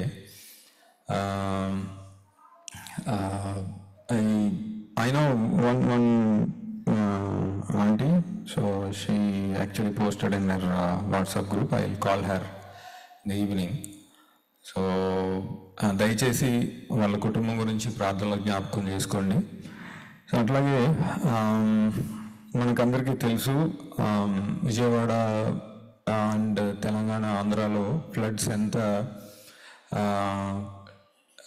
Heavy floods వచ్చి ఎంతమంది ఇబ్బంది పడుతున్నారో, చాలామంది చనిపోయినారు. సో ఇంతవరకు కేవలం ఫుడ్ అందరికీ అందించడం జరుగుతుంది. చాలా చర్చెస్ కానీ, గవర్నమెంట్స్ కానీ అన్నీ కూడా, NGOs చాలామంది హెల్ప్ చేస్తూ ఉన్నారు. బట్ వన్స్ ఇది చాలా పెద్ద ఇష్యూ, పెద్ద ప్రాబ్లం అండి. మనలో చాలామంది విజయవాడలో బేస్ చేసుకున్న ఫ్యామిలీస్ ఉన్నాయి, ఫ్రెండ్స్ ఉన్నారు. సో యు ఆల్ నో చాలా ఇబ్బంది పడుతున్నారు వాళ్ళు, చాలామంది చనిపోయి ఉన్నారు, చాలా చర్చెస్ డ్యామేజ్ అయిపోయి ఉన్నాయి. గ్రౌండ్ ఫ్లోర్లో ఉంటున్న వాళ్ళందరూ కూడా almost everything they lost. So దయచేసి ఈ పరిస్థితి గురించి మీ ప్రార్థనలో జ్ఞాపకం చేసుకోండి. అంతేకాదు as a fellow Christians we have to do whatever we can do. ఏ విధంగా మనం వాళ్ళకి సహాయపడగలమో దానిని బట్టి మన సంఘం నుంచి ఏదో విధంగా సహాయం చేస్తే బాగుంటుందని ఆలోచిస్తున్నాము. If anybody wanted to contribute also we can together we can send to someone. ఎవరైనా మనలో సంఘంలో ఉన్నవారు గ్రౌండ్ లెవెల్లో ఎవరైనా వర్క్ చేస్తున్నారు, అక్కడ హెల్ప్ చేస్తున్న వాళ్ళు తెలిసిన వాళ్ళు ఉంటే కనుక, రిలయబుల్గా అక్కడ హెల్ప్ చేసే వాళ్ళు ఉంటే దయచేసి తెలియజేయండి. వాళ్ళ ద్వారా మనము అక్కడికి కొంత మన సంఘం నుంచి సంఘంలో నుంచి కొంత మన ఫ్యామిలీస్ నుంచి కొంత పూల్ చేసి మనం మనీ పంపించవచ్చు. డైరెక్ట్గా ఒకరికి పంపించకపోయినా ఒక 2-3 పర్సన్స్ ఎవరైతే అక్కడ వర్క్ చేస్తున్నారో వాళ్ళకైనా మనం పంపించవచ్చు. సో చాలామంది చర్చెస్ కూడా పాడైపోయినాయండి. చిన్న చిన్న చర్చెస్, సిటీస్ అంటే ఎట్లా ఉంటాయో మనకు అందరికీ తెలిసిందే. హౌసెస్లోను, అపార్ట్మెంట్స్, గ్రౌండ్ ఫ్లోర్స్లోను సంఘాలు రన్ చేస్తూ ఉంటారు. వాళ్ళకి మనకి దేవుడు మనం క్షేమంగా ఉన్నాము, మనకి దేవుడు ఎంత మంచి అవకాశం ఇచ్చాడు. వీళ్ళందరి గురించి ప్రార్థన చేయవలసిన బాధ్యత ప్రార్థన చేయడమే కాదు, వాళ్ళ కొరకు మనము ఎంత వీలైతే అంత సహాయం చేయడానికి మనము దేవుని ప్రేరేపణ మేరకు మనం సహాయం చేయవలసినటువంటి భారం మన మీద ఉంది. దయచేసి ఈ విషయాన్ని గుర్తుపెట్టుకోండి. సో ఈ వీక్లో ఎవరికైనా మనం ఫైనాన్షియల్గా సపోర్ట్ చేస్తే they can go and it will be very much helpful. మీరు అందరూ కూడా యూట్యూబ్స్లోను, ఫేస్బుక్లో చూస్తూ ఉంటారు. సో పాల్ ఎమ్మాన్యుయల్ గారు అని, తర్వాత చాలా మినిస్ట్రీస్, సతీష్ కుమార్ గారు కానీ, తర్వాత తండ్రి సన్నిధిని చిలకలూరుపేటలో ఒక సంఘం ఉంది వాళ్ళు కానీ.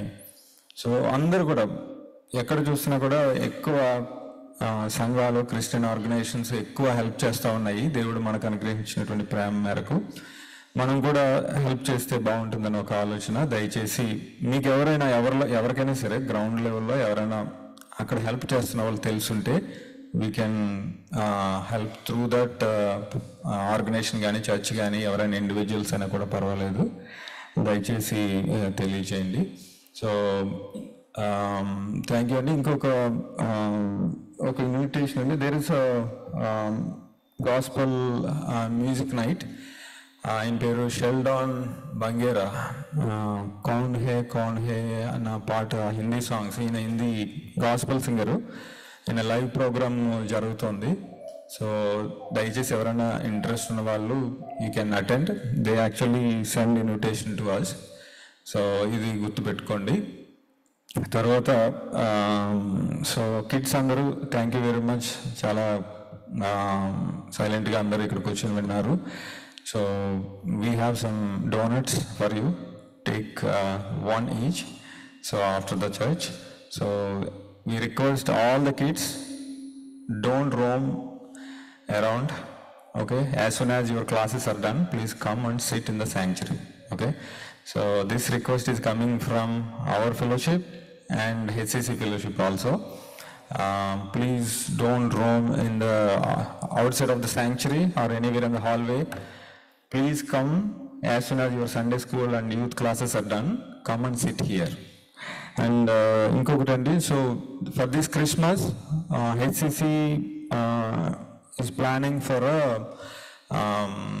క్రిస్మస్ ప్రోగ్రామ్ అండి, కిడ్స్ క్రిస్మస్ ప్రోగ్రామ్ HCC వాళ్ళు ప్లాన్ చేస్తున్నారు. They wanted HCC Indian fellowship and Kenyan fellowship together, all together they are going to planning a big Christmas programme.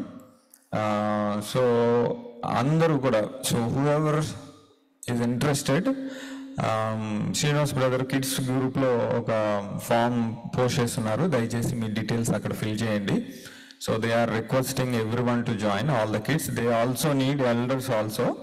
So soon September end నుంచి practice start అవుతుందండి. దయచేసి ఆ విషయంలో కూడా ప్రార్థన చేయండి. సో ఇంతవరకు దేవుడు మనకు తోడుగా ఉన్నాడు. So at this time I request uncle to come forward and to the closing prayer. ప్రార్థించుకున్నాము.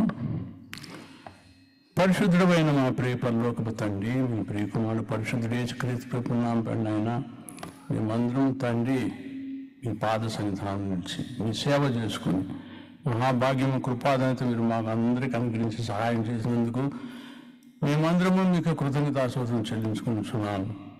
ఘనమైన మా తండ్రి, ఇప్పటి వరకు నాయన కీర్తనల ద్వారా వాక్యం ద్వారా మీరు నామపరిచిన స్తోత్రం నాయన. కూడి వచ్చిన ప్రతి బిడ్డలను పేరు పేరు మీరు ఆశీర్వదించు నాయన.